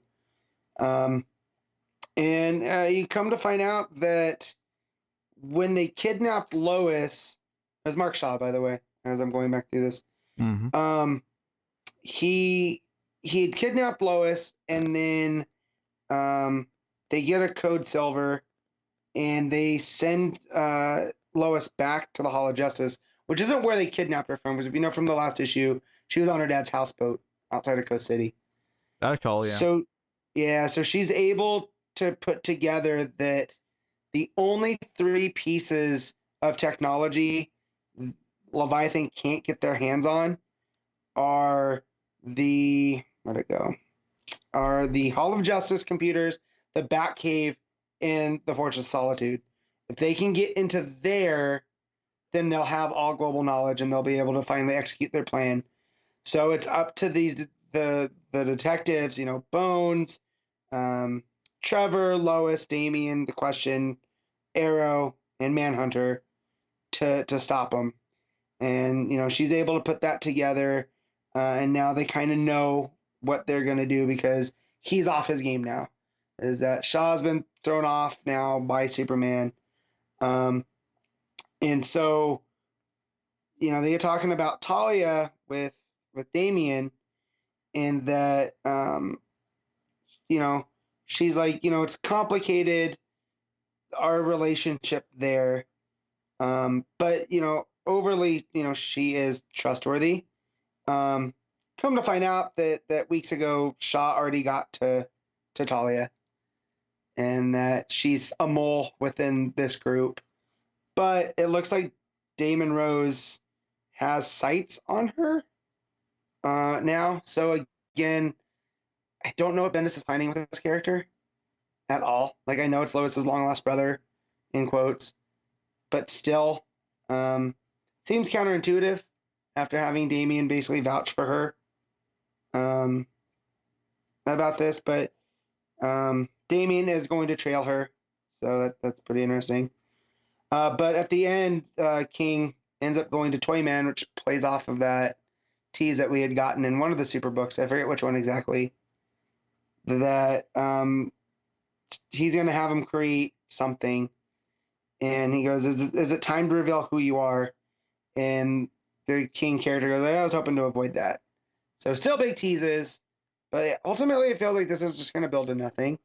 The art's fantastic, of course, right? Mm-hmm. But the story is you're just like, yeah, it's very moody, it's very spy-y, but at the end of the day, it feels like it's not going to build to anything. Again, I still think King is Brian of Markovia, Geoforce, and he's trying to get his country back at the end of the day. So if that's where this ends up, cool. If not, I still don't know what the big point was to kind of bring back Checkmate in this way that ultimately feels like it's not important. Which I'm going to say, I guess Checkmate's a fun concept, but I almost don't know if there's room for it in the current DCU. It felt way more exciting in the Lois Lane book by Rucka than it. Oh, you mean now. the character? You mean the guy that kind of put the dossier together on Checkmate? I mean, that's a fair point. Supposed to be a take on global surveillance by superpowers. I mean, that is a very fair point, but I just yeah. I think the other thing is Bendis has kind of lost trust that things are building to something because it just keeps tying into the next thing he's doing, and that's kind of like really underwhelming, annoyingly. Well, like, again, just put the name Checkmate on it, and it's just it feels so small. Like, it feels like, not that Checkmate needs to be this big government organization, right? But it feels almost like what the DEO has become over in Infinite Frontier. That feels more Checkmate. It feels bigger. It feels like it's this check on.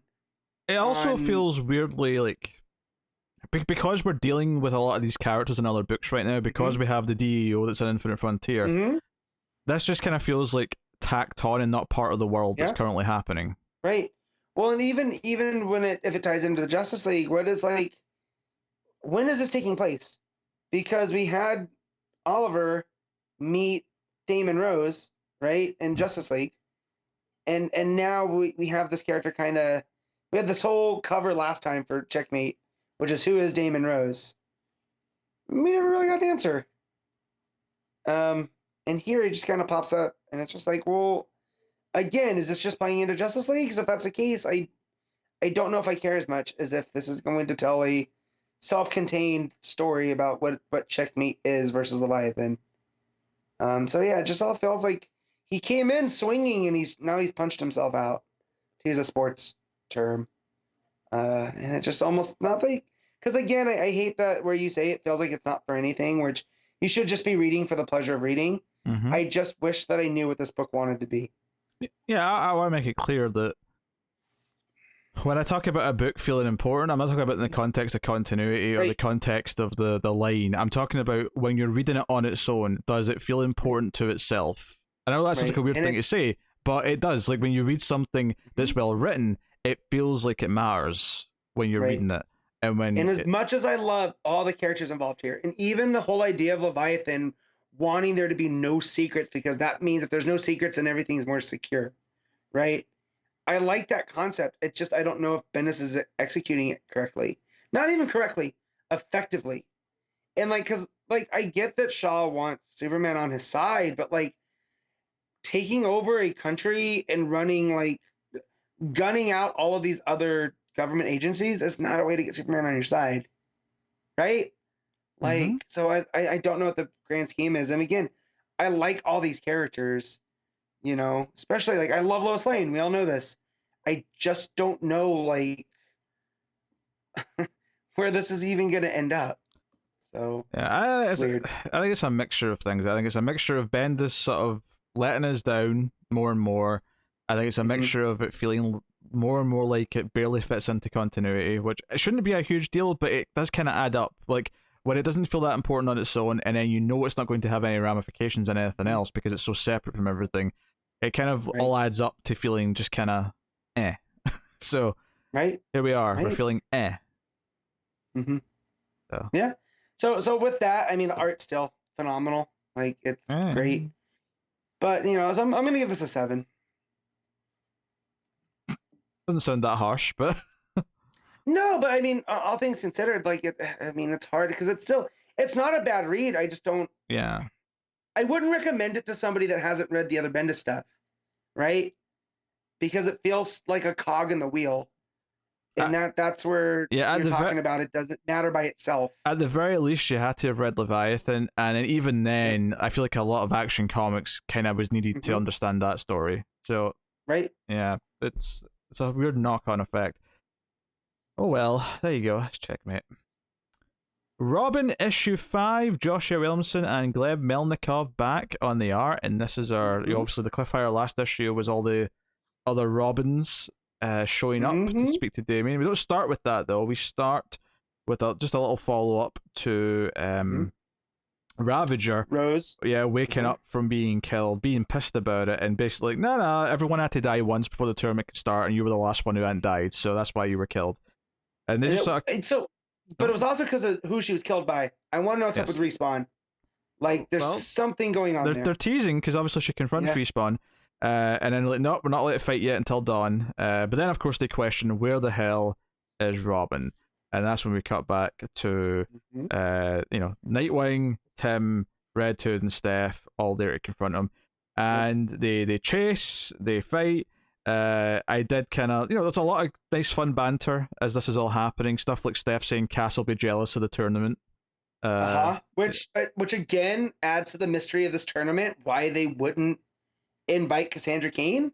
There's some sinister things going on this island, which I'm here for. I love how, again, this book feels so pulpy when it gets to the island stuff. When it's here with Damien and the Robins, it feels very much like a Gotham book. Yeah, right? Well, that was the thing. I felt really reassured, knowing that Williamson's going to be writing Batman, because you have, it all feels kind of fun and light, even though they're chasing him, because it's like, oh, it's been a good rooftop race, and we get that, and it feels like they shout that, like they're excited about chasing each other on the roof, and they're kind of like throwing barbs at each other. Damien says, oh, we're better together? Is that why Steph and Tim are on a break and kind of throws them at each other and just little bits like that? But of course, it ends up with Nightwing and Damian. Well, actually, no, there's a good beat with Red Hood first, actually. So here's the thing, and I want to say I want to hate Tom Taylor and I want to hate Williamson. Stop making me like Jason. I don't like it. Stop it. I don't know what it is. 2021, the year that Jason Todd somehow was redeemed in the eyes of this show. Because, again, we always say there's not really bad characters, but bad takes on those characters. And up to this point, Jason Todd's kind of like this edgelord, murderous member of the Batman family. And here they've sanded off those rough edges, and they're like, yeah, he's still like the black sheep of the family, but he's still family. And so here, the way that Damian gets him off of his game, I was not expecting. Yeah, because he says, okay, so this is like the rundown of the Robins. Grayson's the most experienced. Yeah. Spoiler's the bravest, and like, but you, Jason, you're the most emotional, and he just hugs him, and it just it lets his guard down. And you know what? It actually kind of makes sense when you think about him being a hothead and always just like flying off the handle. It does make sense that he's a bit emotional. And this is why I realized I don't like Jason Todd that much, is because I see too much of myself in good versions of Jason Todd. And the fact that he stops and hugs him, and then Jason realizes, oh, I messed up. Yeah. He just got me. Yeah, he shocks him with a, like electrocuting thing. So he runs off, but Dick, of course, catches up with him, says, happy birthday.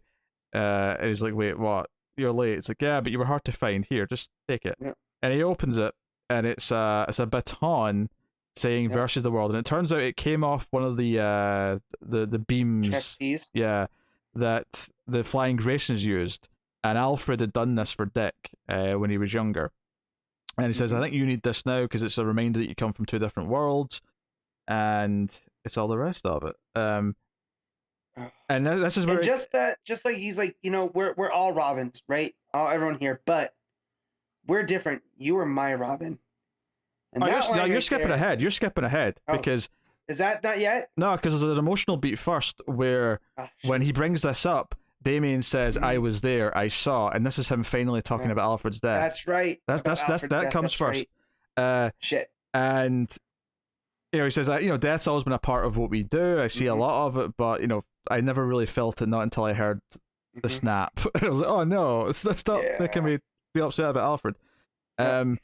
And that's when it gets to my favorite part, which is the like, we're all Robins, but you're different. The rest of us, we were all Bruce's Robin, but you were my Robin. And he puts his hand in. Do you know what? If you want to hit me in the feels, reminding me of Dick and Damian's time together as Batman and Robin in 2009 and 10 is one way to do it. And he lets him go. Because he says, like, Damian, no, stop, I'll catch up with you. Please don't go. And he's like, what are you doing? He's like, no, please don't go. Wink. And he sort of lets, and so he runs off. And please don't run. Yeah. And then the others show up and like, did you just let him go? He's like, well, the kid's fast. And I love that Steph just goes, oh, whatever. Like, they know. Yeah. She knows exactly what he just did. He's like, look, we need to trust him. Right? We need to tell Batman that Damian has to go fight his own fights, and this is like a rite of passage. We've all done this. We all had our period where we'd had to go through this kind of thing. Not literally this tournament, obviously, but just like our own paths. So not just that you were my Robin. When you turn the page and he's got this Dick has a big smile on his face, and he goes, "You got this, Boy Wonder." And he's like, "Well, wait, Dick, you're sending him to a tournament where they're fighting to the death. I don't think you understand what you just did." And I just love the juxtaposition there, right? They think like Dick just thinks, "Oh, this is just a Damian adventure. He has to go off and live it for himself." It's like, I don't think you understand what you just did, guy. And I just, I love the handling of that, the juggling of the tone here. Yeah, no, really, really sentimental stuff. All this interaction. If nothing else, this was all reassuring that Williamson loves the whole Bat family and is going to still treat them with some love. So I read this after finding out that Williamson was taking over Batman, and I was like, oh, yeah, Gotham's still in good hands.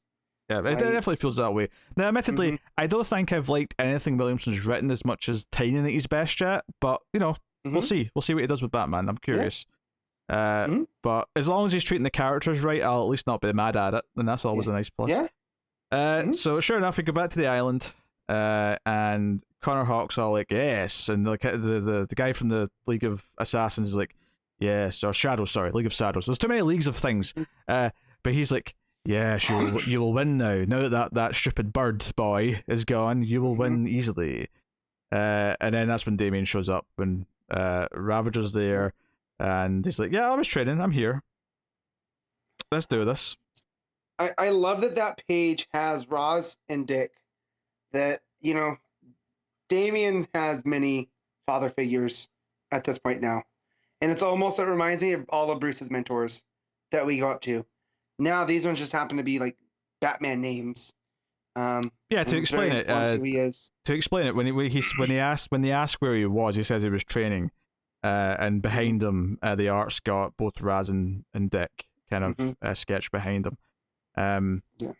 So no, really fun stuff. And then like the woman running the tournament's like, all right, it's time to begin, and she's got this like special super secret book on her, and apparently she sent priests to exchange chemicals from the Lazarus pits with the League of Assassins to get that book. She traded Lazarus juice to get that book, right? Which makes me think that this whole tournament's about raising some demon or something. Oh, big time, because we get to the back, there's this big dragon-looking demon seal in the middle of the arena, right? And then they say the demon was worshipped, was also lost. Now he witnesses your souls given up to him as sacrifice. Yeah. So it's almost as if Ra's al Ghul, right? He's always referred to as the head of the demon. Is this the actual demon? Right? Like, is this what he kind of based his persona on all those years ago before he became Ra's al Ghul? It makes some sense. I don't want to say I told you so, but last issue I said, I don't know if you were here for the last issue actually, but no. I said, you know what? Like they're billing this next issue, this one as the end of the first, because I know that this issue is the end of the first trade, and I said, you know what? That tournament's not starting until issue 6 because that's how you sell the second trade. Is that's the actual tournament? And sure enough, it ends with her saying, "Fight." Yeah, and that's it. You heard it in the Mortal Kombat voice too, right? Yep, of course I did. So, and then it says next month, lots of fighting, which, they're being jokey and witty about it, but good fun. I did appreciate, actually, when Damien gets back to the island, he's like, hey, Ravager, you ratted me out to Jason. So, I like that relationship is still bubbling in the background, that connection's still there. And again, who put them together in Future State? It was Williamson, yeah. And who put them together originally? Tom Taylor. So they're building on each other. I like it. Yes, but you're right. Taylor's a genius behind the pairing. You're right. I should give Taylor our Lord and Savior. We have to, but that was super out of continuity, right? Future State's a little bit closer to it, so Williamson did play with that. But I mean, the first time we had it together that I can remember was Unkillables. It wasn't. That's where we all had the same reaction of, hey, that's actually a smart pairing. Yeah. That makes sense. Really solid issue. I think Robin has been a surprise of a book, and it's been up and down a little bit in terms of like just how great the issues are. I think like issue 2 and 3 could have probably been bundled together into one issue. Like issue 3, I think issue 3 really felt the stretch, I think, of that first, and maybe it was because they wanted to fill a trade before the tournament started. But I think this issue and issue 1 are both like really good, and I'm into it. So it's been a fun story so far. Yeah, I liked Hobo Roz in issue 4. Like just him out of the element, because you're so used to see him so regal, but just Roz living in a hut on a neighboring island was not something I was expecting to like as much as I did. Like it gave it he is this like almost a Yoda type. That like, this dude was a badass. He just seems like a crazy hermit. Yeah, and Melnikov's art, like, it really adds to the sense that the book's supposed to be a little playful, like more playful than say like Batman is. Even though it's going to have its emotional beats for Damien and the Bat family, but it's definitely got more of a fun vibe to it, and it's always had that. And the art really kind of goes along with that. The only critique I have really of the art in this is actually the layout. On the as much as I love the contents of the page, the rooftop race, that 2-page layout, is that I thought the way the panels were laid out, it almost looked like it was meant to imply you were meant to start reading the panels on the right and sort of like snake back, and you're not. Like, it's just left to right like normal. But, now that you bring that up, you're right. Yeah, it comes up too high, that panel on the far right, and it makes it look like you're meant to like go to that first and sort of snake back around. Where you're talking about where spoiler is. Yeah, but you're not. Like, you're just meant to start on the left like normal. But it just it's just a little bit. It's not a big deal, but it's just that I questioned it for a second. Like, am I meant to go to the left or the right here? It's peeking in because it's a bigger panel with her. Yeah, and I'm sure Gleb did that to show more expression here, even though she's wearing the bottom mask, but still, you get more of her profile. But yeah, no, I 100% get what you're saying, because it sticks out more. So it draws your eye there. Like, obviously you could have it peek out a bit, and it wouldn't have it, but it's peeking out so much that it feels like it's meant to draw your eye. And so, slight nitpick, but fun issue. Matt, what you giving Robin issue 5? I'm giving this an 8.5.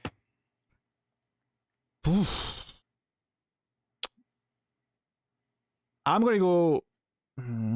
See, I want to just go to straight 8, but then the emotional beats with Dick and Damien and bringing up Alfred are really, really good. That makes me also want to go higher. But I'm going to just stay at the 8. I'm just going to stay at the 8. I don't want to rate too many things 8.5 or higher this week.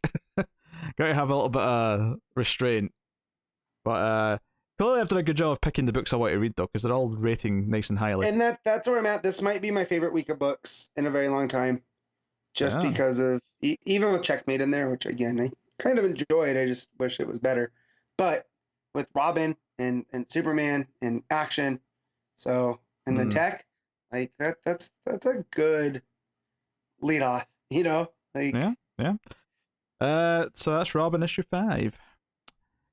Superman 78 issue 1. We'll round out our books this week, and this is the third Superman book of the week. So it's a weird how they've all stacked up together. But this is Robert Venditti writing with Wilfredo Torres on the art, or Wilfredo, maybe, how you pronounce that? Maybe. I'm not sure. Yeah, I'd say Wilfredo. I'm not sure, but so this is obviously set in the Superman movie world, much like Batman 89 was for its own movie world, and it is the story of Brainiac in the context of the Christopher Reeve Superman world, which is a very interesting prospect to sink your teeth into. Big time. So yeah, I wasn't sure what to expect, and I think the funny thing, well, first of all, it starts off with a dedication page for Richard Donner, which was a really nice thing to do, actually. Got me a little dusty, not gonna lie. Richard Donner, like, there's a few directors who really molded my taste as a child, and I think Richard Donner is up there between Superman, The Goonies, and the Lethal Weapon movies, which I shouldn't have been watching as a kid, but I was. Like, I mean, if you don't grow up idolizing Martin Riggs, are you really growing up? I ate dog biscuits once because I watched him do it in the movie. That's right? Lethal Weapon 3. He's trying to give up smoking and he starts eating dog biscuits. Yeah. And I was like, wait, you can eat dog biscuits? And then no, you can, don't. No. My dad's like, those are just cookies that they made for the movie that look like dog biscuits. Yeah, they're not real dog biscuits. No, but stupid, like, 10-year-old me, anyways. Wait, you call that a dog biscuit? Yeah. But that doesn't track with how you guys use the word biscuit. This is insane. Why wouldn't you call that a dog cookie? I don't know. I mean, we call them cookies for my dog, right? We go, do you want a cookie? But colloquially, they are a dog biscuit. That's I have just found a kink in the stupid American dialect. Yeah. Because we call them dog biscuits because they're like biscuits, but for dogs. Right. I understand that, and that makes a whole lot of sense. Because to us, a biscuit is different. It's a pillowy. I forget. It's like a pastry scone or something for gravy. Yeah. Right. Cover it with gravy and it's delicious. All right. So, but Okay, just a weird cultural thing that I've just there's a hypocrisy. No, and you're right. But yeah, because of Lethal Weapon 3, which I forgot it was Lethal Weapon 3, but because of that, I did eat dog biscuits one summer, and I don't recommend it. Don't do that. So, anyways, this book, the Richard Donner thing, I was not. I don't know why I wasn't expecting it, because of course they would put a dedication page to the man that directed the original movie, who recently passed away. But yeah, so starting off on a high note. Yeah, so there's just a little bit of the end of the Krypton segment again, mostly just sort of showing what we see in the movie. But of course, there's the little tease at the end that something else is happening. It looks like we're getting a bottled city, because there's like glass coming up over, and like Jor-El's like, something's happening. This isn't right. But then we see Krypton explode, and it's kind of as expected. But we see the eyes of Brainiac as if he's watching this all play out. But that's when we go to, I don't want to quite say modern day. It might still technically be the 70s, because it's Superman 78 after all. It seems very, looking at the fashion, it's very 70s. So I mean, the girl on roller skates right there to the left of Clark. Yeah. Or right of Clark. But present day in the context of like the story. Right. Because obviously that was a flashback. Right. So Clark is like meets in with Lois, and I will say it does a decent job of getting their voices right. It does sound like Mariko Kidder's Lois. I was hearing her voice. I felt the same with Perry. I was hearing the Perry White from the movie later on when we hear his dialogue or see his dialogue. And there's a fun bit where he helps the police catch a purse snatcher. And this is what I was talking about on from Action. Superman's heat vision here, and two little red lines, completely different than what we saw from Foul Law in Action, which I love. Oh, of course. This is what we're used to with heat vision, and I love that the dude's shoes catch on fire. Like he has to put him out in a puddle. Yeah. Like, again, this is very Christopher Reeve Superman. Yeah, honestly, I mean, if there's a critique, perhaps, in terms of like maybe the storytelling here, is that it maybe is being a little too like these first scenes with Lois and then Perry, they kind of feel like they are just like slightly reworded versions of scenes that were in the movie, and in the sense that it's still just Clark being a bit too happy and like goofy, and Lois saying you got to stick up for yourself, and then Perry saying that Clark, because he's a great speller, but he has to go find the story. I love that keeps because Venditti, one of my favorite writers at DC, keeping the Lois can't spell things properly. I like that he says that Clark spells things better than the dictionary. But that doesn't make a good reporter. You got to get out there and get your hands dirty and whatnot. Like I love that, but just the subtext there that Lois, while not a best speller, is she goes out there and she'll get her hands dirty. Also, the juxtaposition here of the Brainiac droids in the world of the 78 Superman is just weird, because these look like ones from the regular comics. You know what I mean? And they almost don't match the aesthetic. And I don't know if that's a good or a bad thing. Yeah, because basically what happens during this scene is that Brainiac drone falls down to Earth, makes a big crash landing, Clark runs off, and Superman, of course, and you know what, I'll give them credit. Like, I almost feel like I'm not accusing the artist of anything here, but like the panel of the shirt ripping open, right, is so accurate to the movie's moment where he does that obviously he was referencing it, but it wouldn't surprise me if he had actually just printed out the frame and just traced it, because it looks so matching. If you look behind me, the panel of him flying, I have hanging up right here. Like, and it almost matches the dynamics perfectly. So I would not be surprised if those were not, I don't want to say traced, because I don't want to accuse anybody of tracing. Just for everyone listening, I just want to point out that Matt was cruel enough there to tease us what it would sound like if he was at the correct distance from his microphone when he leaned in. So he sounded better for a brief moment in time, but refuses. But I have poor posture, so until I get an arm to put in front of my face, this is what we sound like. Oh my God. So you want me to lean in like this and be this close to the screen? It sounds better. Huh? That's where you're supposed to be from the mic.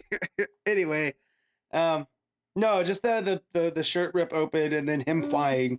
Like, that panel is very familiar to me, because I've had a picture of Christopher Reeve in my office like that when I bought I have an original poster of Superman 2 that I got at we had this weird poster store in downtown Henderson.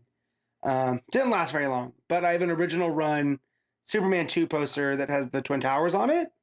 And when I bought that, they gave me a free Christopher Reeve picture, I guess they were trying to get rid of, that has been in my office ever since.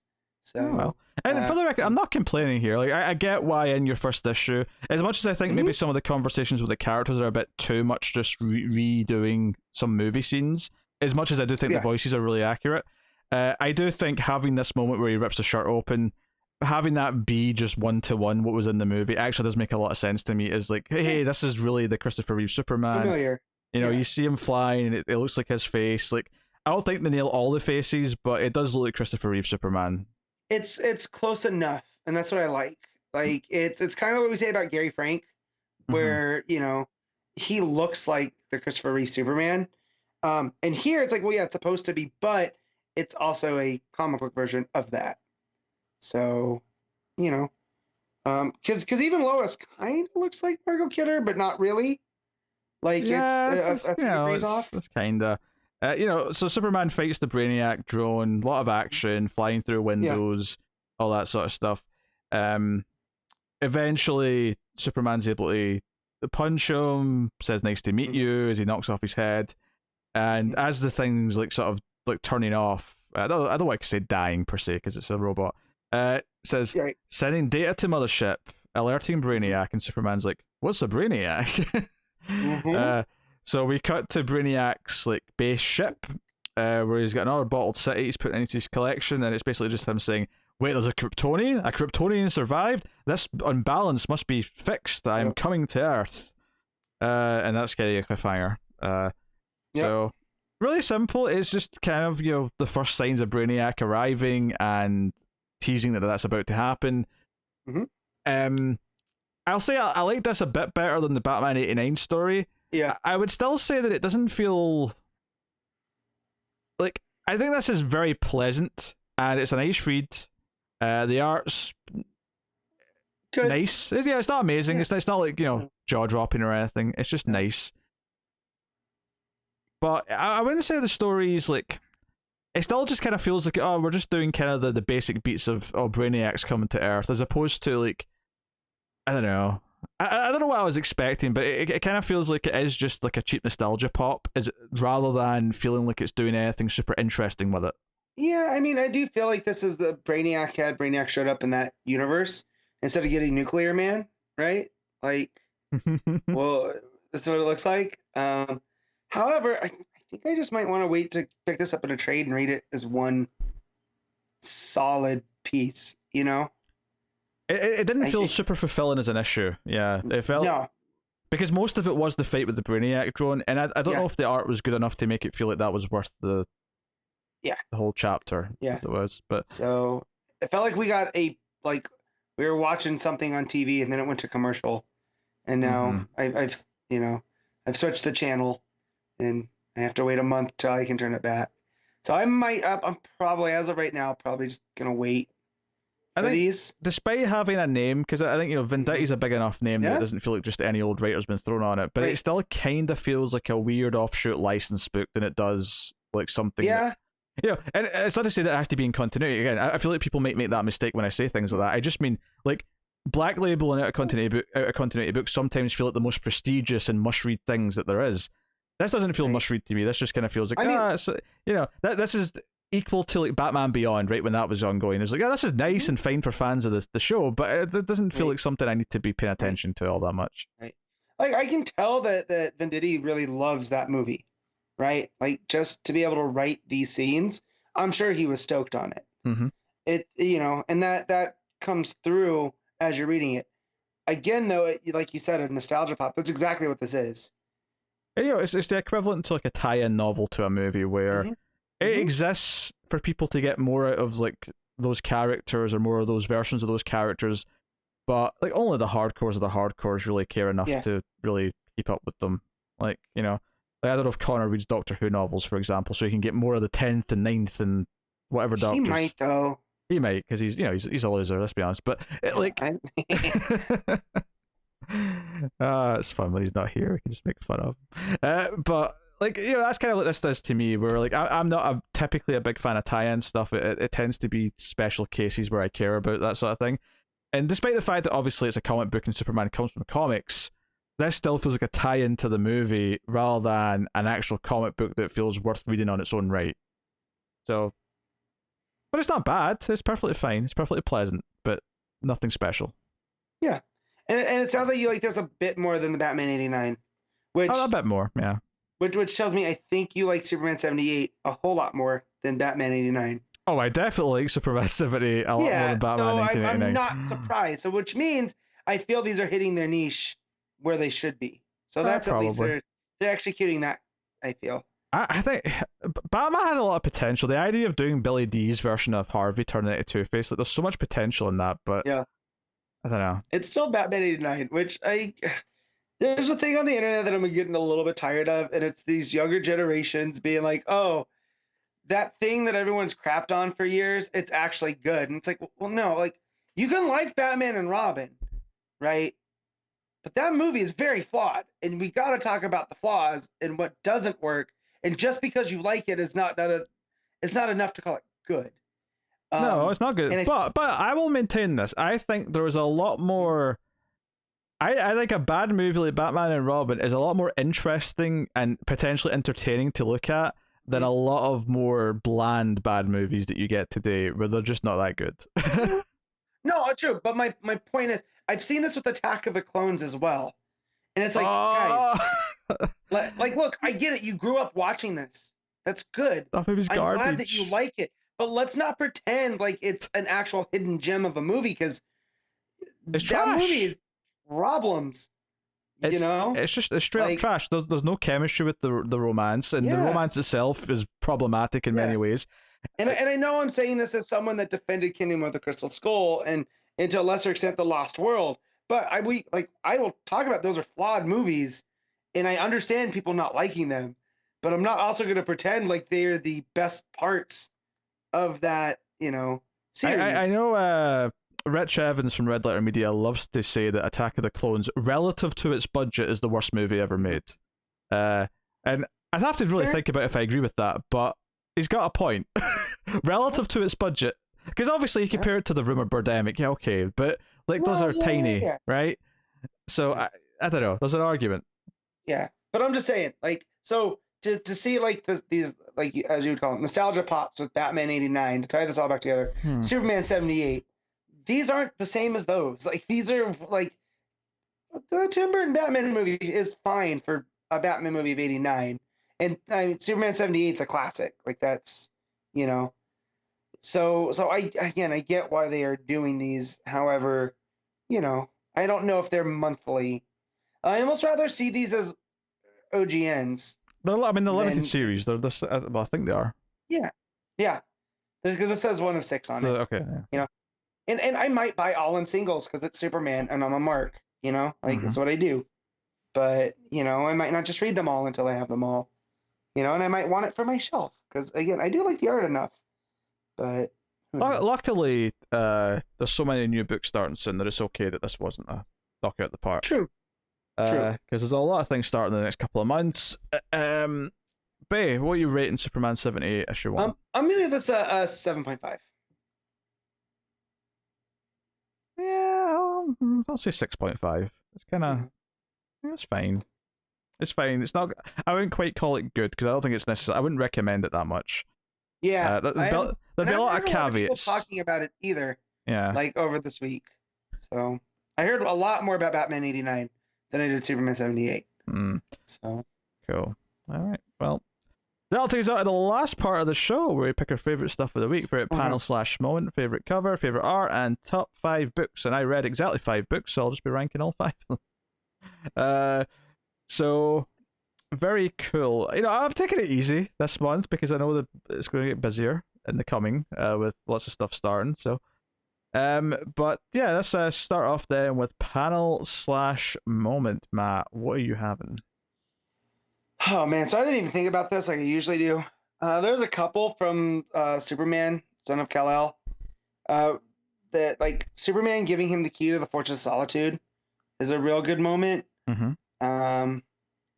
You know, him showing up to save the refugees with the boat's a good moment. But I think I'm gonna swerve here and pull from Robin and Dick telling him, "Go get him, Boy Wonder." That line, for whatever reason, hit me right in the heartlight. So I'm gonna go with that. Yeah, you know, it is tempting to do the, you know, "You were my Robin" moment from that, because that's really, really great. Action has the wall of ice, all that stuff, but I think the moment that stuck out to me the most visual that I just got a like gut reaction out of, was Batman's parasite face. That first time we see him. It's a good one.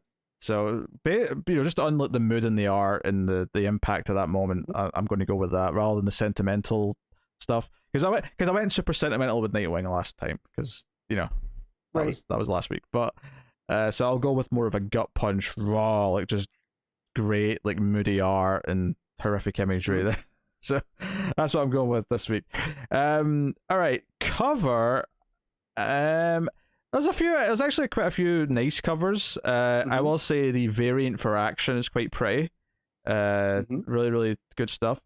But I'm actually going to go with the variant for Superman 78, which is, it's kind of that classic Superman posing on the gargoyle, kind of the Hush Jim Lee image, but with this, you know, obviously Christopher Reeve Superman. It's just a really nice image, really nice piece of art. Oh yeah, that is a good one. Yeah, I'm gonna go with that. There's a few other ones I like. There's a Palermo Detective variant, which is nice enough, and there's you know, other ones that are good. Like the main cover for Detective and Robin were both solid, but yeah. So what were you picking, Matt? So I really like the variant for Action. I also want to put out the variant for Superman, which has the Super Family on there. Well, the main family of Superman, Lois, John, and Krypto. It looks real good. But I think I'm just a real big fan of the Superman Son of Kal-El main cover too. It's got John, the white background over, you know, what looks like chaos, making the Superman S. Really drawn to that one, so I'm gonna go with that one. All right, best art of the week, Matt. I mean, it'd be easy to say Checkmate, but since that book is, you know, I'm gonna go with Tech, with Bogdanovic. Yeah, I think I have to just quickly jump in and say Tech as well. It was by far the one that stood out to me the most. There was good art. Robin was a close number 2 to that, because I do love Gleb. There was a lot of pretty solid art this week, but Detective, I think, was head and shoulders above everything else, just for being completely amazing throughout. So yeah, I'll give it that too. All right, Matt, rank your 5. All right, number 1 is Superman, Son of Kal-El. Number 2 is Robin. Number 3 is Detective. Number 4 is Action, and number 5 is Superman 78. All right, for me, number 1 is Detective. Number 2 is Action. Number 3 is, what order do I put? It's funny actually that we're doing this is John and Damien books that I'm deciding between now. I know, right? So yeah, I'll probably put number 3 as Son of Kal-El because of the big ideas, but it was hard to decide between those two. Then Robin at number 4, and then a kind of distant 5th with Superman 78. So there you go. That is that. I will tell you what is coming next week. It is the 5th week because the last day of the month falls on a Tuesday, and because DC released the books on Tuesdays now, is a 5th week month. So we have Infinite Frontier issue 5, which I was wondering where it was this week because it's been every 2 weeks. Yeah, me too. But obviously because they've got the extra week this month, that's why they've pushed it, which is nice, honestly. Nice to spread them out a little bit. So we get Infinite Frontier issue 5. There's a Batman Superman 2021 annual. Wonder Girl issue 3 is next week. We got Harley Quinn 2021 annual. We got Batman Fear State Alpha issue 1, so that's kind of your big kicking off the Fear State stuff in Batman, so that's a nice little event starter to get us going with. We got Teen Titans Academy issue 6. We have what will take up the bulk of the runtime next week, which is Aquaman, the 80th anniversary 100-page super spectacular. And then there's also a Midnighter 2021 annual as well. So you know what, see these 5th weeks, like see when they bring out these 100-pagers, the 5th week where there's only a few books, perfect. It is the perfect time for us to give it a chance. Right. Absolutely perfect. So there you go. So yeah, obviously a shorter list, but some. I'm really looking forward to Infinite Frontier, Alpha, Fear State Alpha, and Wonder Girl. Like I'm looking forward to all my books next week. So it's not a lot of them, Yeah. but I'm looking forward to them. So it's good. Trying to see what some of the stories are in the Aquaman one, but I don't see them listed. I just see a lot of the cover artists that they have all the variants, not so much creative teams. So we'll see. It's gonna be a surprise. Yeah. I open up that ComiXology. I mean, if you go back to the solicit, I'm sure you can see them. But yeah, the League of Comic Geeks page only has all the artists listed for some reason. Yeah. So. But yeah, cool. So there you go. That about does it. I will tell you to like, subscribe, and ding the bell for notifications on YouTube if you want to support the show, because all those things do help a lot. As does rating the podcast 5 stars with a review on your iTunes, your Podcast Addict, or wherever else you want to do it. All of that does help a lot. I will thank our Patreon producers for the month. Once I get that list up, there it is. Thank you to Tyler Hess, Cindy Palacios, David Short, Board Now, Al Treisman, Christopher Moy, David Brown, and Stanley. Excelsior! Not Stanley. Stanley. So thank you to all of them. Of course, that is one of the higher tiers at Patreon. Patreon.com/MailFuzzTV, where you can go and support us for as little as $1 per month. At the $5 tier, you get early access to the show by a day. So if you want to go and have a look and get it when it's ready and out the oven fresh as quickly as possible on a Saturday, go and have a look and see if you're interested in supporting us that way. Help keep all the content coming. Otherwise, I would tell you about the Twitter at DC Comics Podcast, where you can follow and you can occasionally tweet us things, ask us questions, or we'll retweet out news or just give you updates and things if there's updates to be given. But go and have a look and have a look at that too. So there you go. Is that all my plugging? I think that's all the plugging that I need to do. I believe so. I think that's everything. Follow Connor and bother him. You know.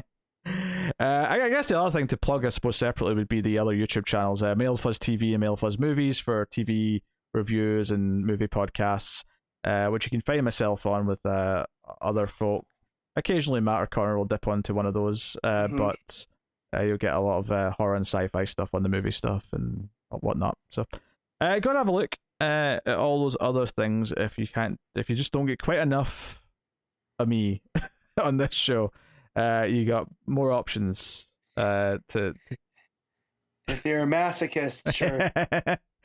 I mean, on the ACE, the Atomic Cinema Experiment, we just had a movie called Synchronic starring Anthony Mackie, which was an interesting little movie. So yeah, we're gonna have a look. There you go. But that is us. That is episode 268. No, 258. 268. I have no idea. I don't pay attention to numbers. What number are we on? I'm just double checking. We're on 268. Yes, okay. Just keep it track. Shambles. Just keep it track. We should probably have a shirt that says Shambles on it. With orange, because it's Connor's blood more than anything. But yeah, there you go. That is us. He is a human equivalent of being in shambles, so. He is. I look at his face and I think, Shambles. Yep. That guy. Thank you very much for joining us once again. It has been a pleasure. This is our DC Comics podcast. It's been Comics From The Multiverse. Keep reading DC Comics. And remember to never get lost in the Speed Force. Peacemaker.